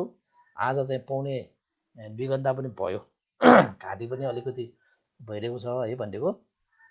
अहिले ठिक भएर आयो। अहिले चाहिँ तातो पानी खाएको छु होइन। चिसोमा अलिकति कम बस्नु पर्ने रहेछ। अहिले चिसो बढ्यो नि त, त्यसैले चाहिँ भनिदिएको फेरि धेरै बोल्नु परेको हुनाले हो कि यो घाँटी अलिकति हुने रहेछ कि चिसोले। अहिले त थाहा पाएँ नि त, ए चिसो ठ्याक्कै आयो भन्ने। त्यसैले चाहिँ आजलाई चाहिँ यति गरौँ। उपासक उपासिकाहरूले कठिन मास, कठिन शिविरको विषयमा अलिकति छोटो जानकारी पाउनुभयो। यो जानकारी राख्नु पनि पर्छ, अरूलाई पनि बुझाउनको निमित्त लाइक गर्नुहोस्, कमेन्ट गर्नुहोस्, सेयर गर्नुहोस्, जसको कारणले गर्दाखेरि उपासक उपासिकाहरूले चाहिँ कठिनको विषयमा धेरै भन्दा धेरै जान्न सकोस्। भोलि पनि हामी कठिनको विषयमा थप चर्चा गर्नेछौँ, कथाहरू तपाईँहरू चाहिँ चर्चा गर्नेछौँ। त्यसमा पनि तपाईँहरू जोड्नु हुनेछ भन्ने चाहिँ आशा एवं विश्वास छ होइन। अहिले चाहिँ यो समय यस्तो भएको कारणले कठिन जान मिलेन हामी पनि। त्यही भएर तपाईँहरूको लागि चाहिँ कठिन चाहिँ घरमै बसेर देशना गर्ने सुन्न पाउने गरी बिहारमा बसेर देशना गरेको। अहिले कठिन चलेको, नत्र भने त देशना गर्नै पाउँदैन नि। कोरोनालाई पनि यो अवसर जुराइदिएको, नत्र त कठिन मासमा त सङ्घहरू त समावेश हुनुपर्छ। त कठिनमा जानको निमित्त त 8 बजे नै 8:30 बजे नै बाहिर निस्किनु पर्छ। 9 बजे त कसरी देशना गर्ने, सकिँदैन नि होइन। त्यसैले चाहिँ जोस् अब सकिन्जेल चाहिँ अब देशना चाहिँ गर्ने भन्ने नै हाम्रो चाहिँ प्रण भएको कारणले गर्दाखेरि निरन्तर जोड्दै गर्नुहोला, धर्मको कुराहरू सुन्दै गर्नुहोला, हृदयलाई सफा पार्दै जानुहोला, पुण्य सञ्चित गर्दै आफूले चाहेको मनोकांक्षा सबै पुरा गरेर सम्पूर्ण दुःखबाट मुक्त भएको निर्वाण धर्मलाई पनि साक्षात्कार गर्नको निमित्त यो पुण्य हेतु होस् भनेर अन्तिममा हामी चाहिँ पुण्य अनुमोदन गरौँ। यो पुण्यको प्रभावले विशेषतः बितेर जानुभएका गुरु आचार्य ज्ञान पुण्यक मास्तवीर भन्ते लगायत स्याडो पण्डित विभूषण लगायत सम्पूर्ण गुरुजनहरू होइन उहाँहरूको लागि पनि तपाईँहरूको चाहिँ सम्पूर्ण ज्ञाति बन्धुहरू, तपाईँ हाम्रो उहाँ सबैको ज्ञाति बन्धुहरू बितेर गएकाहरूलाई पनि यो पुण्य लाभ होस् र देवताहरू अमनुष्यहरू सप्त प्राणीहरूको लागि पनि यो पुण्य हेतु भइदियोस् भनेर अन्तिममा सबै उपासक उपासिकाहरूलाई कठिन मासको उपलक्ष्यमा, कठिन कालको उपलक्ष्यमा, पुण्य मासको उपलक्ष्यमा सबैलाई मङ्गल मैत्री कामना गर्दै पुण्यानुमोदन गरौँ। साधु साधु साधु। इदं नो ज्ञातिनं होतु सुखिता वन्तु ज्ञातयो। इदं नो ज्ञातिनं होतु सुखिता वन्तु ज्ञातयो। इदं नो ज्ञातिनं होतु सुखिता वन्तु ज्ञातयो। एतावता चाम्मेहि सम्भतं पुण्यसम्पदं सब्बे देवानुमोदन्तु सब्बसम्पत्तिसिद्धिया। एतावता चाम्मेहि सम्भतं पुण्यसम्पदं सब्बे सत्ता अनुमोदन्तु सब्बसम्पत्तिसिद्धिया। एतावता चाम्मेहि सम्भतं पुण्यसम्पदं सब्बे भूतानुमोदन्तु सब्बसम्पत्तिसिद्धिया। साधु साधु साधु। भवतु सर्वमङ्गलं। सबैको दिन मङ्गलमय होस्, कल्याणमय होस्। सबैलाई साधुवाद।